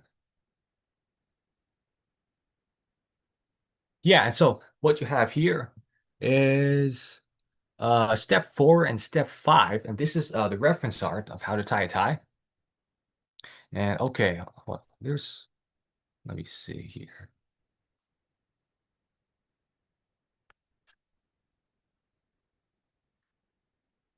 We have, oh, there's some more stragglers coming in. All right, all right. I'll accept anybody at this point. Let's see here. Yeah. Oh, sorry. How to tie tie? Yeah, reference art. So as you can see here, um, I honestly personally thought that like my reference art, it it on it's a little difficult for my illustrator to get at, but I'm glad that my illustrator Isabella, she was able to work with it. And yeah, gotta give the dimensions, gotta, give her a good idea as to what the tie would look like. And I also gave these mock-up illustrations of basically what the tie would look like without somebody, without it being wrapped around somebody. And yeah, it's just, I thought that these Book of All Trades illustrations, they have just been so well illustrated. Like every single one of them. It's quite amazing what you can do in like 3.5 months of work. And I'm hoping that this Book of All Trades, this will be like another extra way to make this book unique. Yeah, so we could tour the rest of Canvas right now. And I can share my screen. And yeah, like I said, now the canvas, that's going to be like, that's the main hub. That's the main hub for like all of for both of my illustrators to work with. So yeah, this is basically what they're seeing right now. Every time they come on, uh, this thing will load. Oh, I basically put a progress bar to kind of like give a little bit of encouragement. Yeah, there you go. Yeah, so unfortunately, there wasn't like some feature where I could like have a progress bar continually update. I had to just, like keep on editing it in Canvas. But like if it gave like my illustrators like the extra like boost of motivation that they need to make them see, like this is like a map, a virtual map of what they have to work with. So as you can see here, this was the first assignment given to Corey, who has been illustrating the main section of my story. So yeah, we basically gave him some information, about Ryan's ethnicity, his race, some basic physical features. And then I gave him some pictures down below that basically are like, okay, if you could like mimic an art style similar to this, you have stuff from like Alien in my pocket, Flat Stanley, Geronimo Stilton, Curious George, Brand Bears, and of course Magic Treehouse, a classic staple. I'm like, if you could like find an art style that's like very similar to that, like like that would be great. That's exactly how I view how I view the art of my book to look like. And yeah, it's just been it turned out very wonderful. And then you have group one mock-up. Now I can remember this anytime I give my illustrator some work to do, it's going to be like we split out to different sections. There's there's a section for chapter one. There's a section for illustrating chapter two. There's a section for illustrating chapter seven. I give them a slideshow presentation to help guide them and making sure that because I had a very specific vision for my for the illustrations in my story. So let's see if um, this will load up. And so I can also remember, yeah, this was the very first, I remember my first meeting with Corey. This was the very first slideshow presentation that I showed him. And yeah, basically it kind of almost looks like a professor's lecture in college. And like all this section that he had to work with, like he had to work character design, you have to work with three different groups of characters. You have chapter one, cover art, the front matter, like all of like looking at all of this, it's obviously like at first to me it felt like very daunting. Like, oh my gosh, I'm worried. I don't know if is this too much work for my illustrator, but I'm glad my illustrator proved me wrong because all of this just done like completely uh just yesterday. Well, not all yesterday, of course not, like over the course that led up to yesterday. And oh, I don't know why I closed out of that. And so, what we have here. Yeah, again, these are some of the mock-ups that I did for myself for my illustrator to work with. You have, for instance, Orion's parents. Yeah, it's just some fairly basic features. Yeah, as you can see, I also reference art too. Um, I definitely thought, yeah, just my art style is, and my art prowess, it's definitely like it's suboptimal. Like you're gonna have to I have to give my illustrators some actual like reference photos that they can use to help them with their illustrations.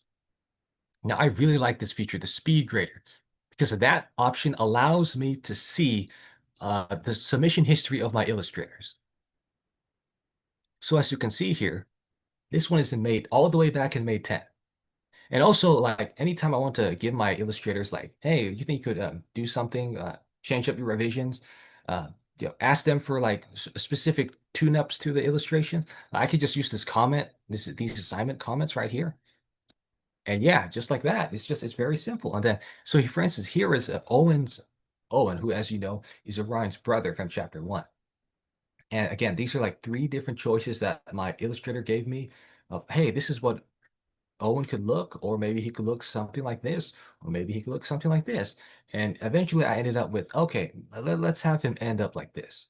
I thought, yeah, the fact that we decided on a format where he could give me like multiple choices, it definitely made me see, oh man, like it's so much easier to see. It makes it more likely for me to see like the characters as I envision them. Then you have something similar with Graham, which, as you know, is a right friend. And yeah, here's your three different choices for the way he looks. And this is one of those things where I'm like, I think that I could combine some of these mock-ups together into one image, and I thought it would look great. So what I had, I liked the way his facial expression looked for the first mock-up, but I liked the way his head shape looks for the third mock-up. So I thought, okay, maybe if you can combine them together, that would be amazing. And eventually, I don't know if the submission history has it, but I definitely. I think this actually might be one time where I just pasted this into this mock-up art, and that's exactly how I put in the character reference art, character gallery. My bad. Okay, so here's what happens. So anytime my character, like we're done with the mock-ups, we know exactly what my character is going to look like. I created a page here And this is character references. And we basically keep track of all the different characters in the story.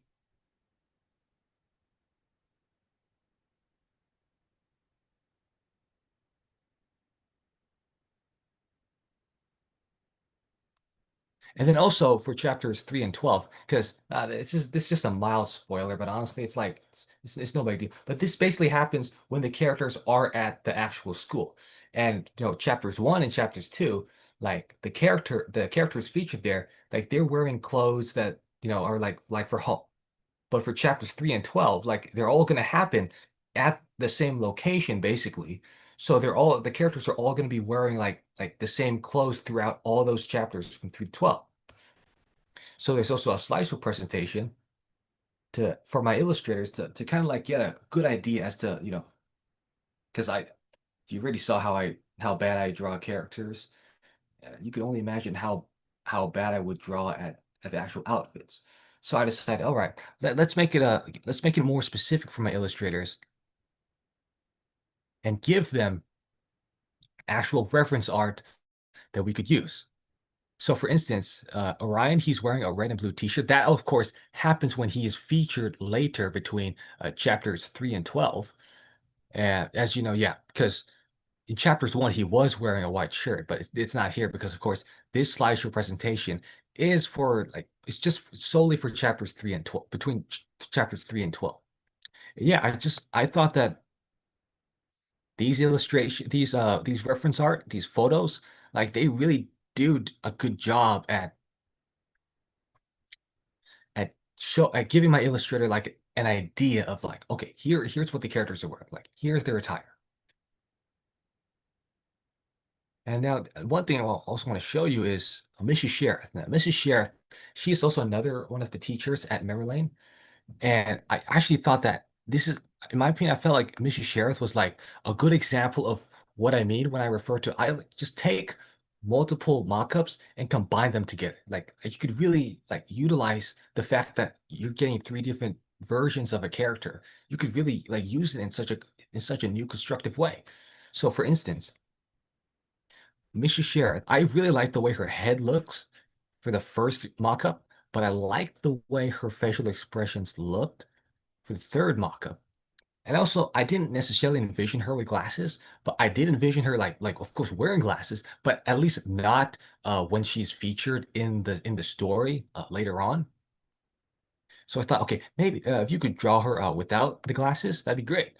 And so Corey drew them out glasses, and I was able to get a better picture of like, okay, this is how I envisioned them to look like. And I thought, okay, hmm, you think you could take the facial expression from the third mock-up and have it to the first one?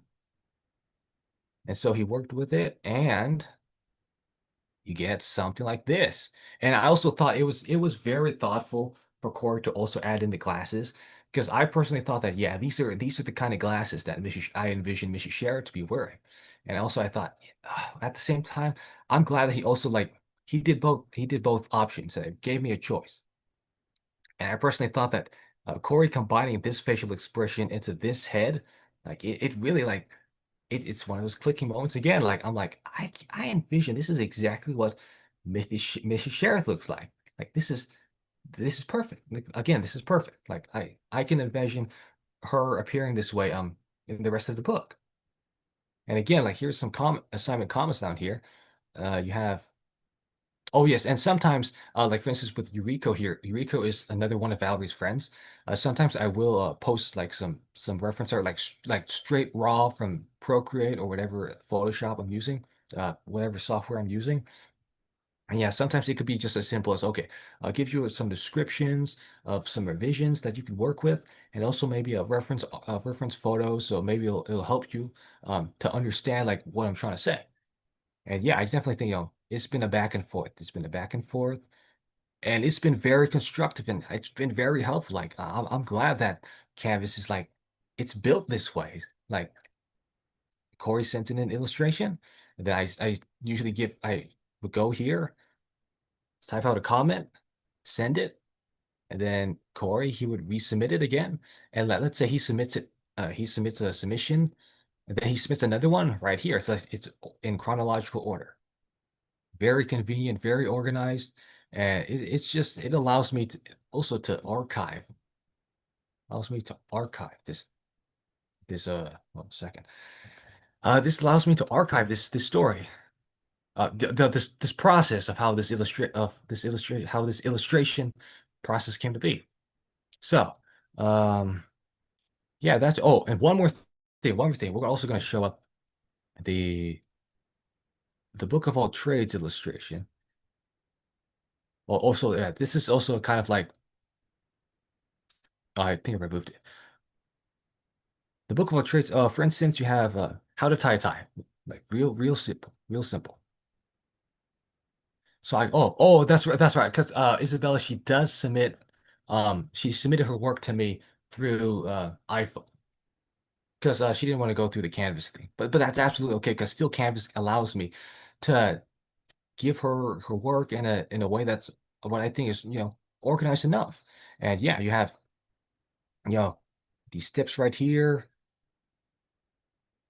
Yeah, we never talked about the payment method later on.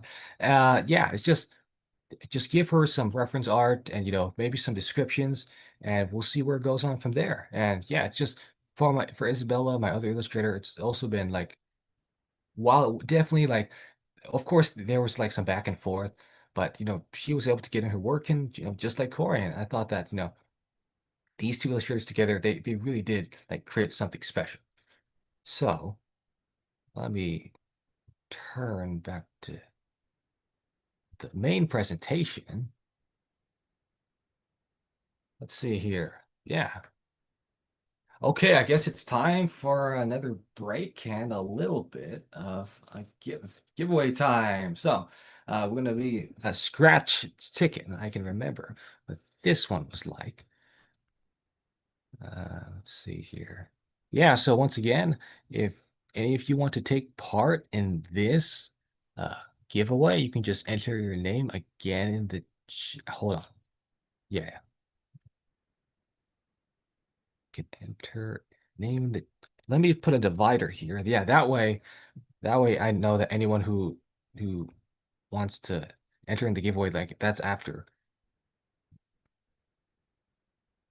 they typed it in below that. So yeah, we can get started with the giveaway. So let's see, is this the right one? Yeah, this is the right one. Okay, here we go.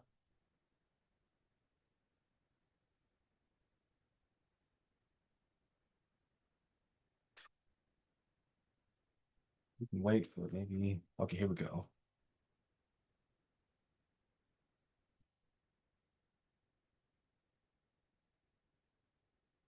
We'll give everyone like let's say another 2 minutes or so.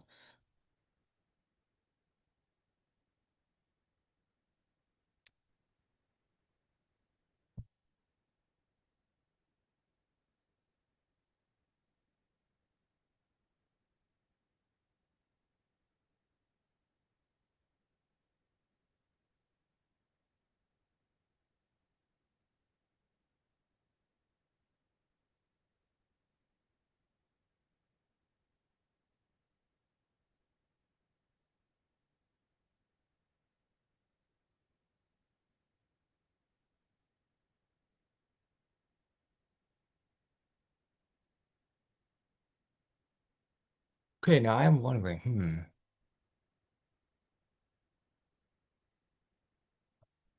will it turn out this time? But yeah, I definitely think no, again, like after this second giveaway, there'll still be another opportunity to get the book for free again, one last time. But then after that, there's going to be if you wait all the way till the end, you can scan a QR code where you can add it to a special list for exclusive prizes, exclusive giveaways. So I um, guess we can actually get started now if that's everyone. Okay, here we go.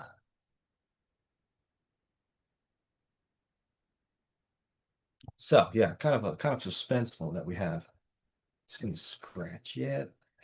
Just gonna feel a little bit at a time.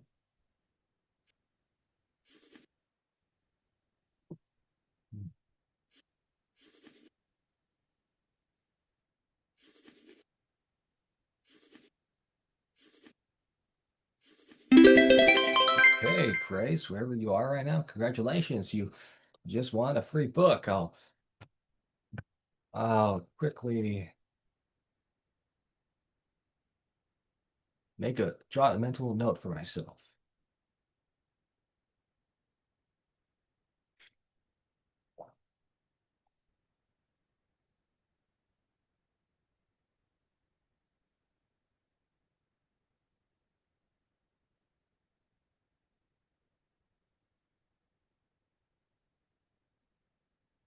Let's see. All right, yeah. So yeah, just like I said again, still one more opportunity to get the book for free. So stay tuned for that. So let us now move onward with this book presentation. Let's put this at full screen again. And okay, and we're going to definitely talk about the writing behind the scenes. So, it's interesting because of my specific vision for this story, I definitely wanted to like I needed everything I can have to write the story down and like get all the information in a way that I'm like, okay, like that's it. That's how I visualize it. Okay, basically, for instance, you have Orion's apartment. Now, yeah, I don't necessarily have to make a floor plan of it, but I had a specific vision for how like I wanted the illustration to look like.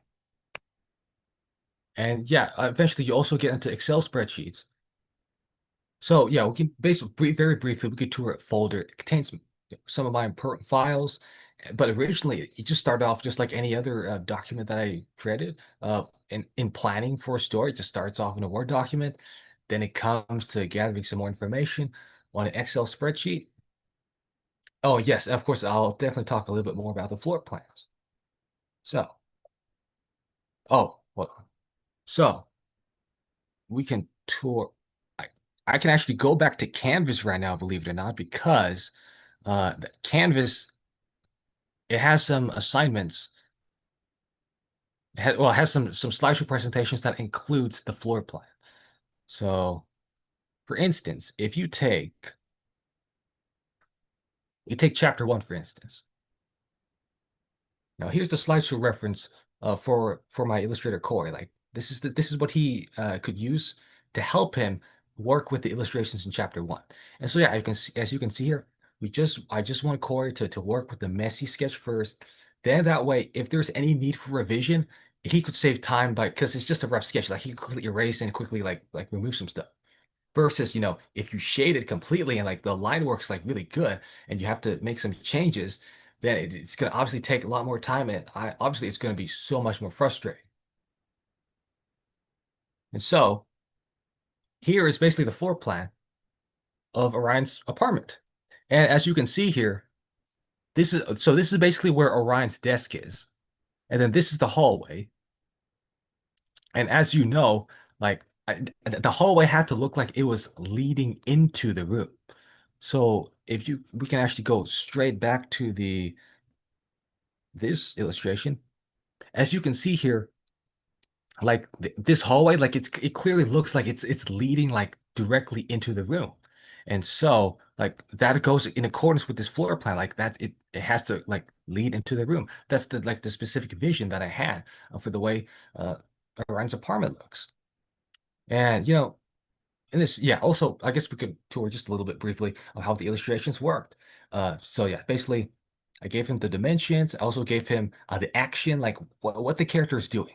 So like, for instance, Orion, as you know, he's holding the baseball card.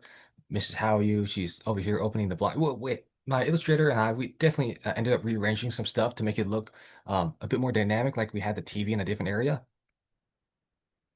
The same thing like with page 10, the breakfast table with Mr. Howeyu throwing the paper onto the table.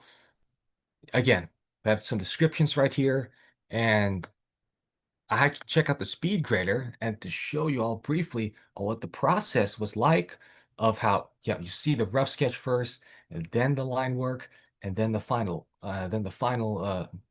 draft.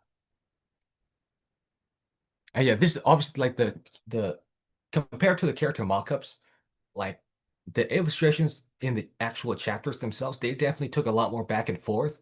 But nevertheless, like it was still a very, very fun, like fun experience. So as you can see, like this was the very first rough draft sketch work for Orion's Bedroom, the very first scene in the book. And we definitely could see we could clean up a few things. And yeah, basically, we changed up some poses, and then the same th by Illustrator, he also worked on like multiple illustrations in each chapter simultaneously, just so we can save time. So yeah, as you can see here, we just work out with here's the line work now for the first illustration.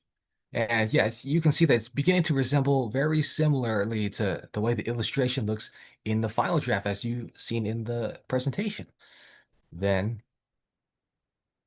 here's basically a near final version. This is nearly completed. There's, of course, yeah, a few things to take care of. Uh, in fact, it was actually Corey's idea that Orion be his pupils would actually be looking more towards the card instead of like kind of away from it. I thought that was a good feature. It definitely like it definitely fit well with the story because the story itself stated that Orion was looking at the card. And I thought that, Corey like changing Orion's pupils to look more towards the card, not in this illustration, but in another illustration. That definitely was like I'm glad he took the liberty to go out of his way to, do these sort of revisions. Yeah, and as you know, like there were many times where my illustrators, Corey, he sometimes adds his own creativity in the scenes. He also adds his own flair, and I definitely thought that it made the story like it made each illustration better. So yeah, I definitely have to applaud him for that. So yeah, you have of course, the final work, well, sketch work for not the sketch work, the line work for the second illustration in the chapter, and then we were like, okay, you think you could add in like a background? So I can remember it was originally going to be like a city background. Yeah, it was originally a city background. I thought, hey, yeah, that's interesting, but I'm wondering if you can make it more like it's at a recreation, like a park side area, you know? And so Corey, if I can find, I think this is it. He changed that from a city urban background to, yeah, to more like a park here. So added some trees, made it look like a parking lot. And I definitely thought like these illustrations, they turned out really wonderful. And again, you have some more back and forth here, a lot of comments, but all of these words, they really were. It was kind of like what I would analogize to like sharpening a knife. Like it's you just gotta it's all about touching up the illustrations and making it a lot more sharper and sharper and sharper. And with the amount of back and forth with these illustrations.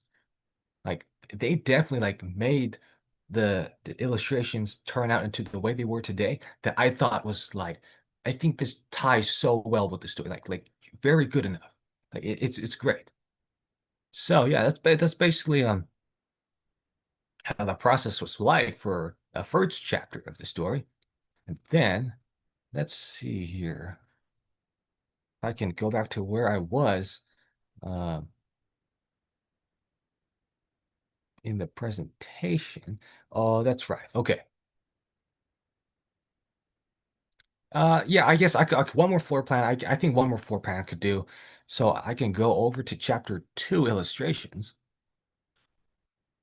And as you know, if you do read the book, this is also the first chapter where Valerie appears. And so, oh wait, no, not that one. Yeah, the slideshow presentation. So we worked on the floor plans for Valerie because I thought, it's very important that I got like the backyard was like could look as I envisioned it. Now, this square here, that's kind of like me telling my illustrator, okay, this is basically like if you could envision a camera like in the backyard and it's like showcasing everything, it would be in this area. And like each of the illustrations, they would be in this area. And so, for instance, Valerie, the first illustration, Valerie would be in this area. So we were like, okay, these are supposed to be like some stairs and like a brick wall. So we should be able to see that behind her. And as you can see, this is the final version. And I thought, yeah, it looks great. Like you have the brick wall, you have the stairs, and then this is all in the garden. You have Ginger. I thought Ginger, Valerie's dog looked great. then yeah, you have all of these illustrations just took place in the garden, and they fit well with, they fit well with the oh yes, with the floor plan. As you can see, like this blue rectangle, like that's supposed to be the fence area. So like that blue rectangle, like that area, that fence, blue rectangle right there.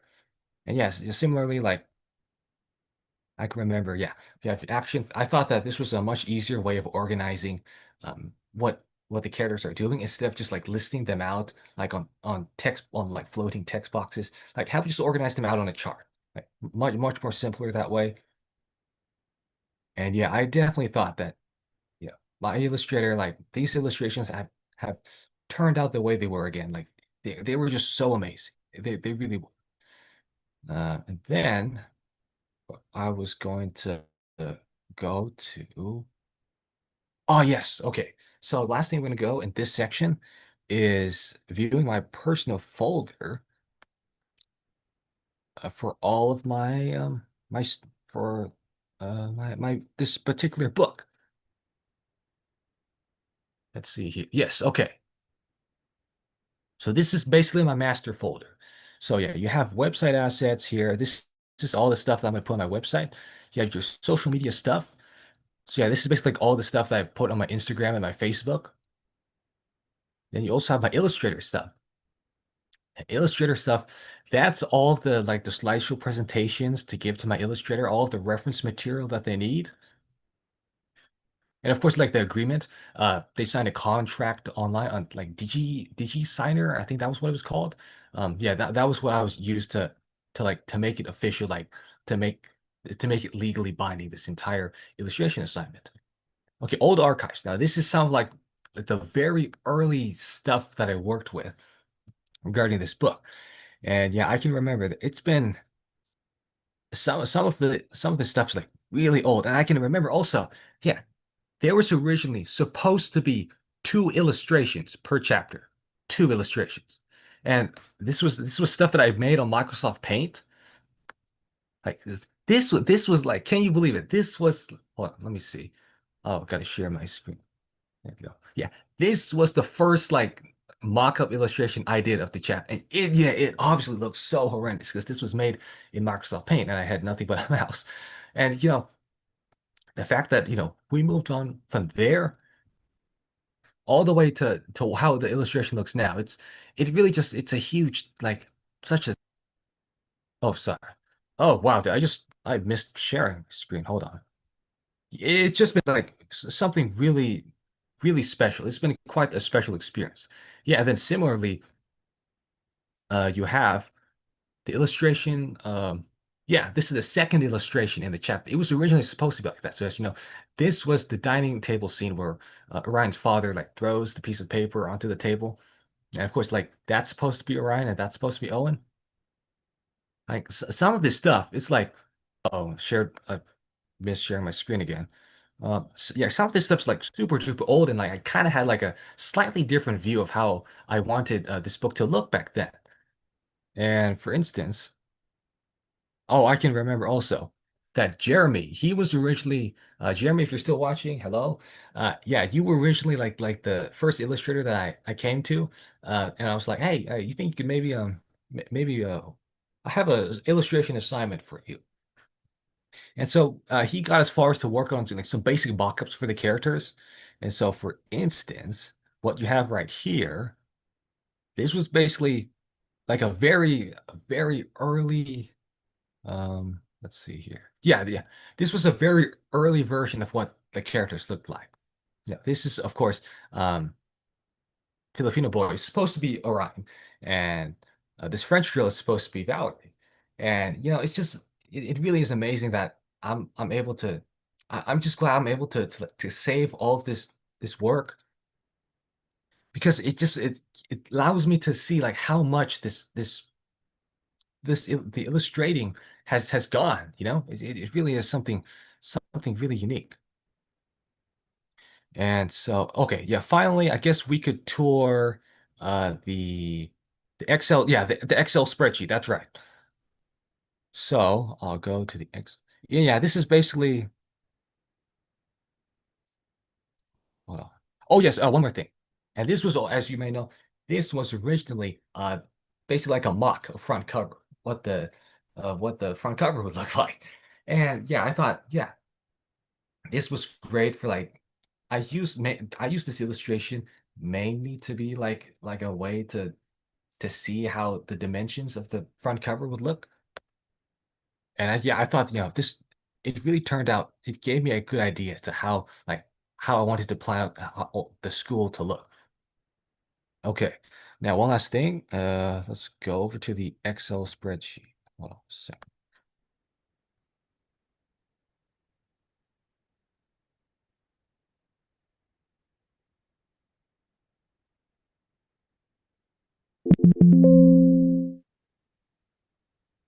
Okay. So, yeah, I thought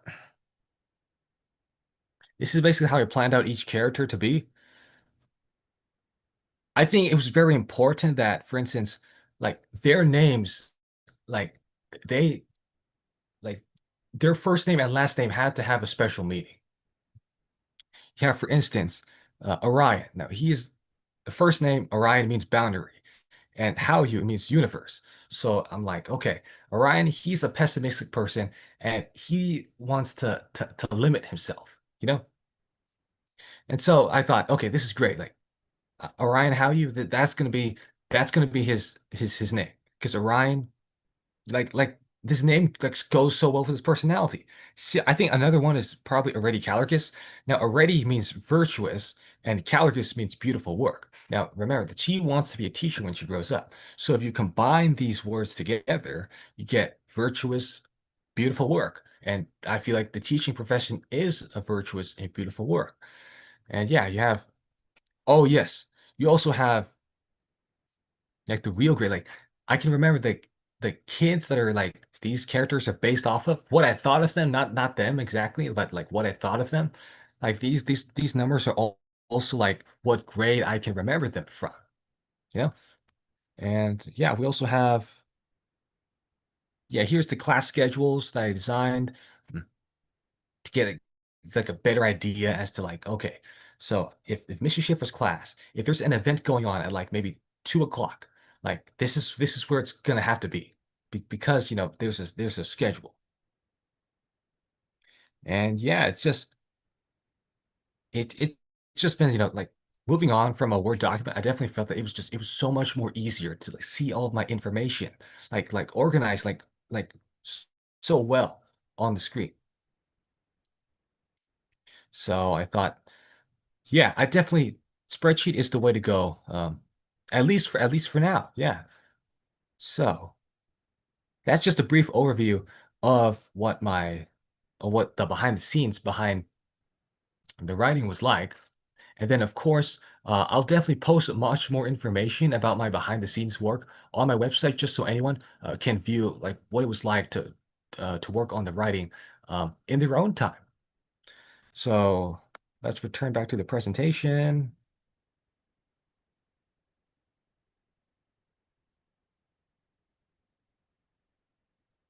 And let's see if it will allow me to present this at full screen again.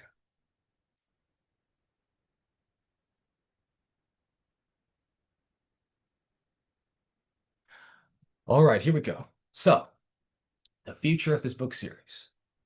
Now, I definitely want this to turn into a cartoon series. That was the original plan for this book series. The thing was is that I don't have a lot of animation skills. And I realized that I don't need to learn animation to tell a story. I just have to write a story. And maybe someday, maybe it'll catch the attention of somebody who might want to turn it into a cartoon series. And so, and also, I didn't want this book series to end. I always wanted to find a brand new idea. I wanted to find a new idea so I can continue this book series with new book after book. And so I've personally felt like classical traits, like that is like that's that's the perfect book series to work with, because there will always be like so many things to teach my audience. And at the same time, like like all these characters, like I know so vividly. Like because these are characters that I've met before. And now I'm, like adding, maybe a few new things to their personality every now and then. But like I'm still surrounded by like how they were, and I could definitely use it for good in this book series.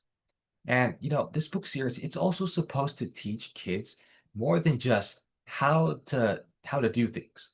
It also teach them how to be a good person, how to be patient, how to be understanding of others. All these extra good things that, are necessary in getting along with others. I can remember, I would probably say that the most similar example to what I'm aiming at is a childhood show of mine. It was on Cubo. It's called Rescue Heroes. Now, Rescue Heroes, it basically teaches kids about how to handle like emergency situations, like what happens if you're in the middle of a wildfire, or what happens if you're in the middle of flooding, for instance, like what to do.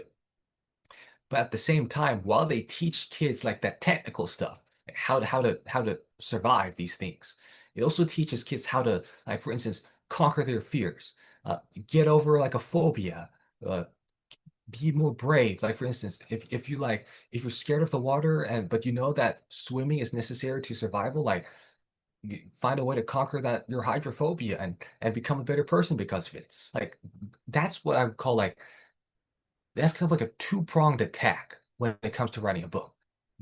Well, an attack on helping the readers. Like that's it's basically teaching your readers two different lessons. Like you're teaching the readers like how to do all these things like technical stuff. And then you also have the other side, which is how to become a better person. Life lessons, basically. So yeah, that's something that I try to keep in mind as I continue writing the books of the series.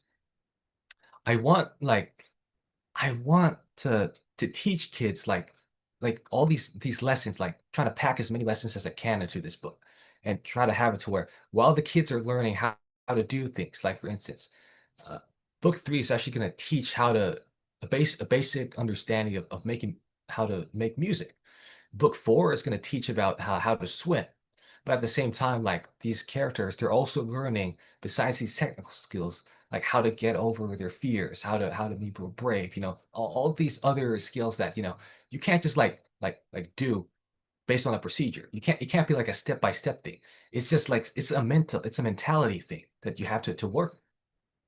So I definitely think it's gonna be very interesting to see how this book series turns out and how I'm gonna have it to where the book it's gonna teach the readers how to do like these step-by-step things and also how to work with to become a better person with their mentality.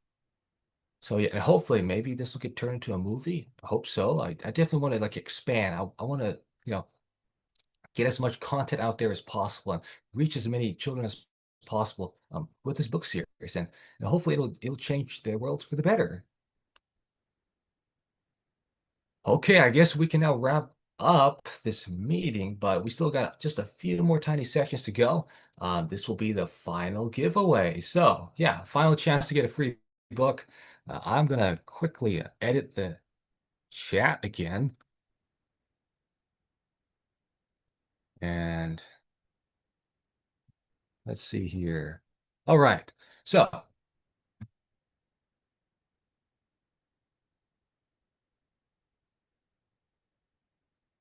if this is this right? Okay, yeah. So what's it gonna be? It's gonna be the wall name picker. That's gonna be our random name picker for this giveaway. And yeah, let's see, we can just wait for a little bit for anyone interested in getting a free book. Now is your last opportunity to do so. You can just put your name down in the chat, and yeah, we can see where it goes from there.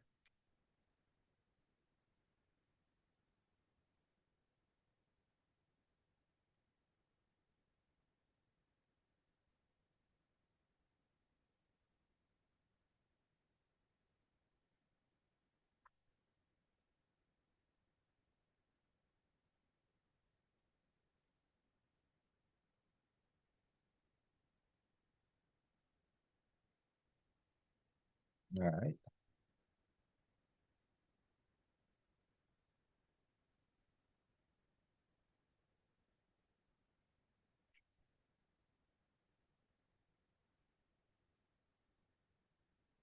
Well, let's say we'll wait for maybe let's say 30, 45 more seconds.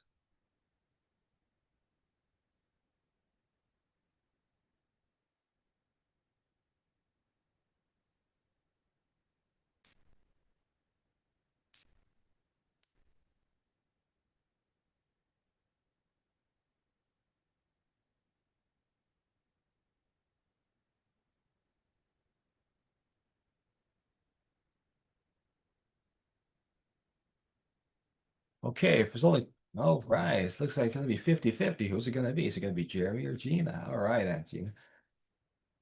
Um, I guess we could start the name picker, like two people. All right, let's start. So, uh, let me see. Oh, I gotta share my screen, of course. Let's see here. All right, here we go.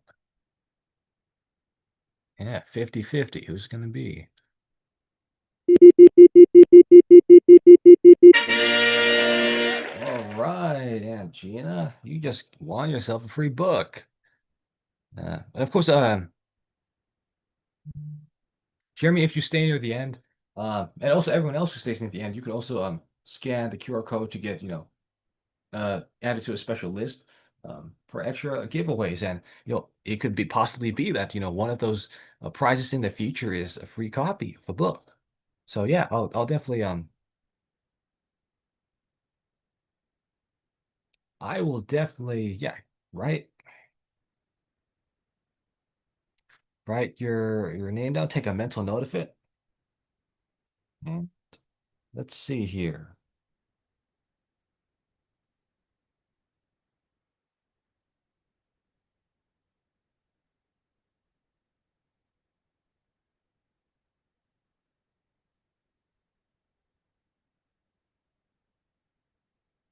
Okay, yeah. So we can move forward on to the next part of this meeting. So, just a little bit more left to go, though. Just a little bit more left to go. Yes, exactly. We might as well get to it right now. Uh, if you didn't win anything, that that's I'm sorry. I just wish that I had more money to get to buy more books, but as a college student, money can get a little tight sometimes. But that being said, I as a college student, I am familiar with going into debt pretty much. But I think we can make this work. So, if you didn't win anything, you can still get something special. Just for attending my book launch meeting, you can scan the QR code, or you could maybe send a private message on the Zoom meeting if you'd like. And you could just respond with like your email, your phone, and I can add you to a special list where you receive like special privileges in receiving prizes and future giveaways. And this is like stuff that you'll obviously be at a much greater advantage than like any other person who's entering like these giveaways, but they hasn't haven't attended the book launch meeting. Like just because you attend the book launch meeting, like that'll give you like something very special. That'll give you special privileges and advantages into these future giveaways. So yeah, you can just scan this QR code, or you could like send a private message on Zoom, and yeah, you can get added to the special list. So yeah, we'll give everyone maybe like a 3 or 4 minutes uh, to scan this if they would like. So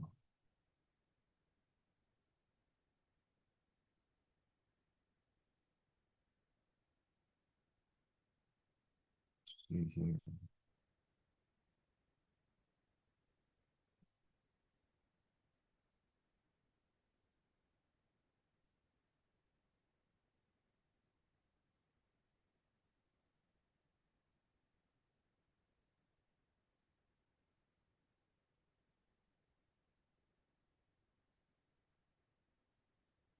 See.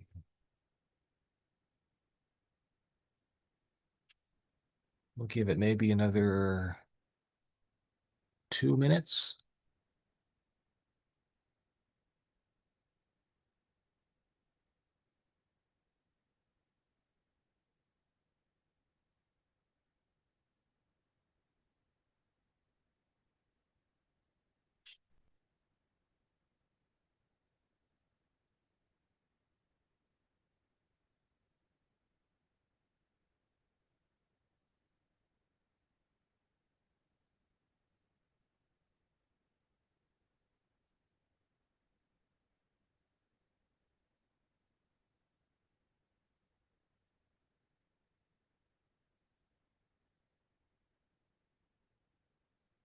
Okay, so I guess we could move on.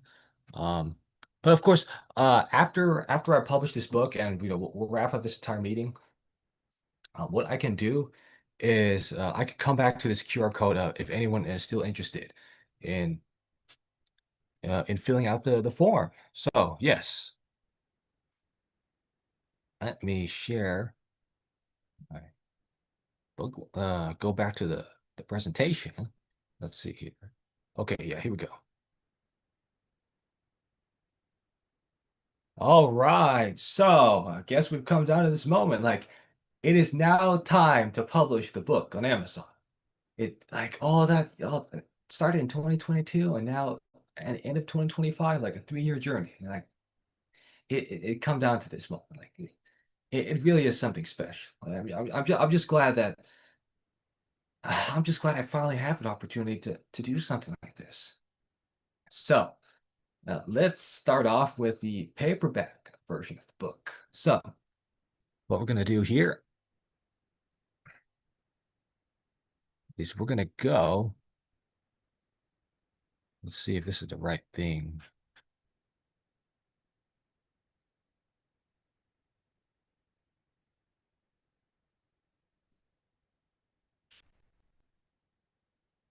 All right, here we go.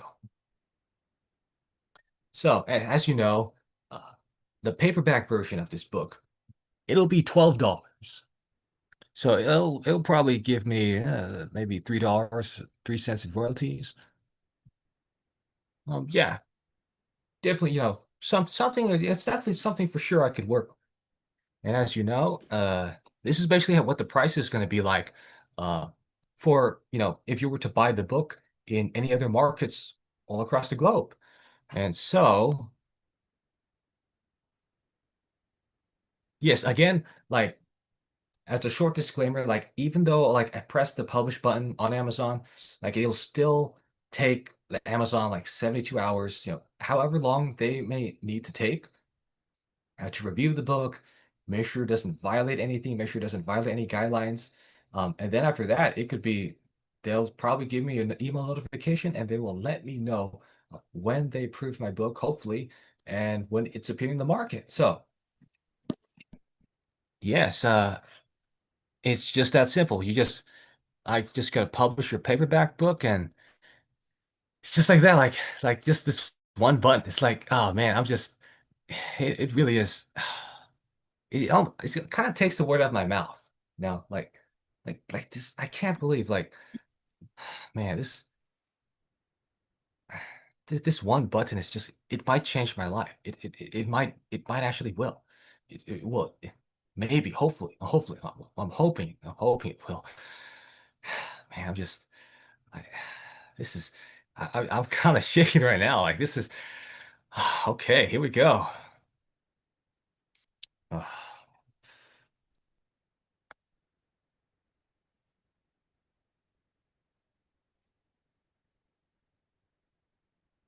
So I don't know, like this is uncharted territory, of course. So I don't know what, uh-oh. Oh, this might be because I had this tab on for a while. So let me see how I'm trying again.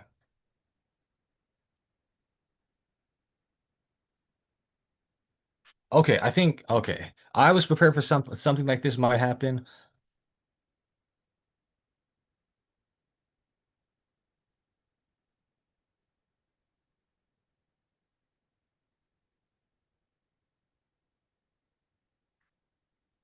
Let's see. Oh, yes, and this is basically kind of a behind the scenes footage of what it's like to publish a book on Amazon. So as you can see here, uh,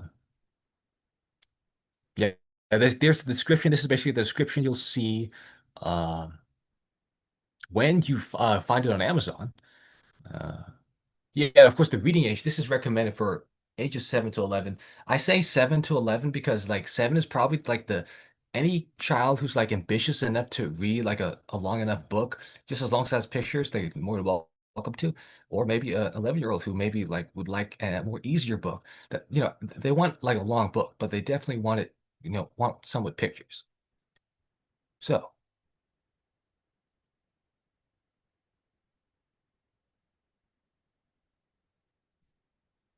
Okay. And then of course, you could choose the color of the paper. Um, and then of course, when you upload your manuscript, like this is the document that you use, like where you insert your PDF. And then you have the cover art right there. Again, that's a PDF. And of course, no AI generated content. Like this book series is completely against, that sort of thing. And then you can definitely preview your book right there. And yeah, printing cost 417. Well, it costs 417 to print the book. Um, and then this book will be $12 on Amazon. So, Amazon will of course will take a huge cut out, and it'll leave me with about $3.03 for every book that somebody buys. Now, I mean, honestly, I don't know if there was like some sort of error with publishing my paperback book. I mean, that definitely would be, quite a shame. Um, but I definitely want to get this out before 2025 ends. So, let's see.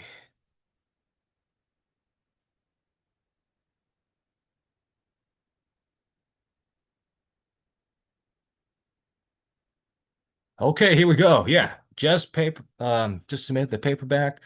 Um, and unfortunately I can't work with a Kindle ebook just because I tried doing it with Amazon KDP.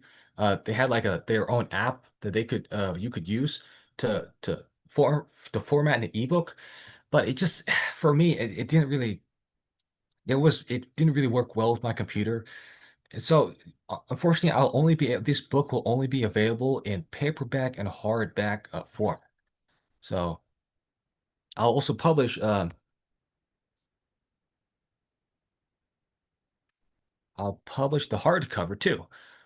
So yeah, unfortunately, yeah, I only have the physical versions of this book.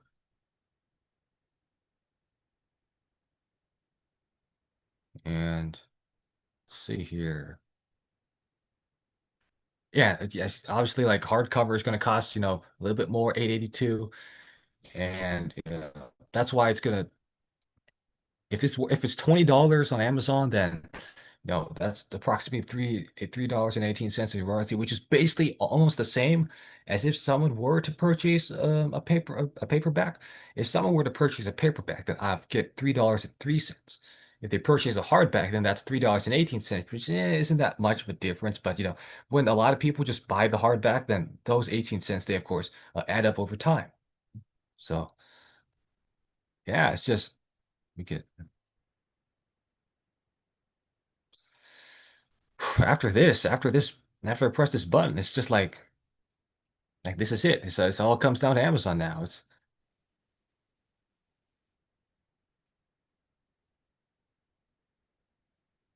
Let's see.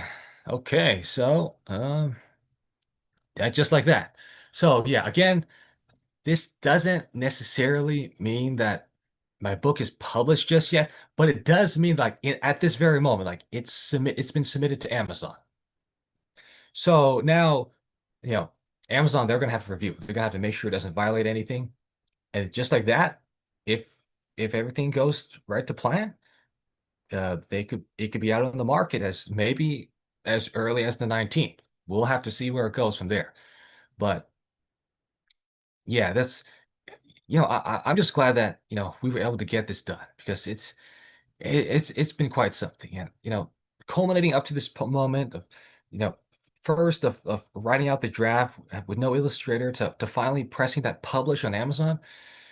It really is it really is something special. So yeah, we'll have to see where it goes from there on out.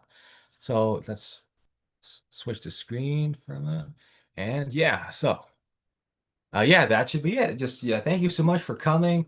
Um, I'll stay here a little while longer for like maybe some Q&A, open the floor up for some questions. But other than that, I know that Amazon they would probably contact me uh via email, like I said, and hopefully by then the book will be able to get released by 2025. Yeah, I definitely that's a goal. Like I gotta get this out before the end of the year. So yeah, it's just thank you so much everyone for coming, and yeah, I'll relax around here if you guys, girls, gals, have any other questions. So yeah, let's I'll see if I can fix the audio.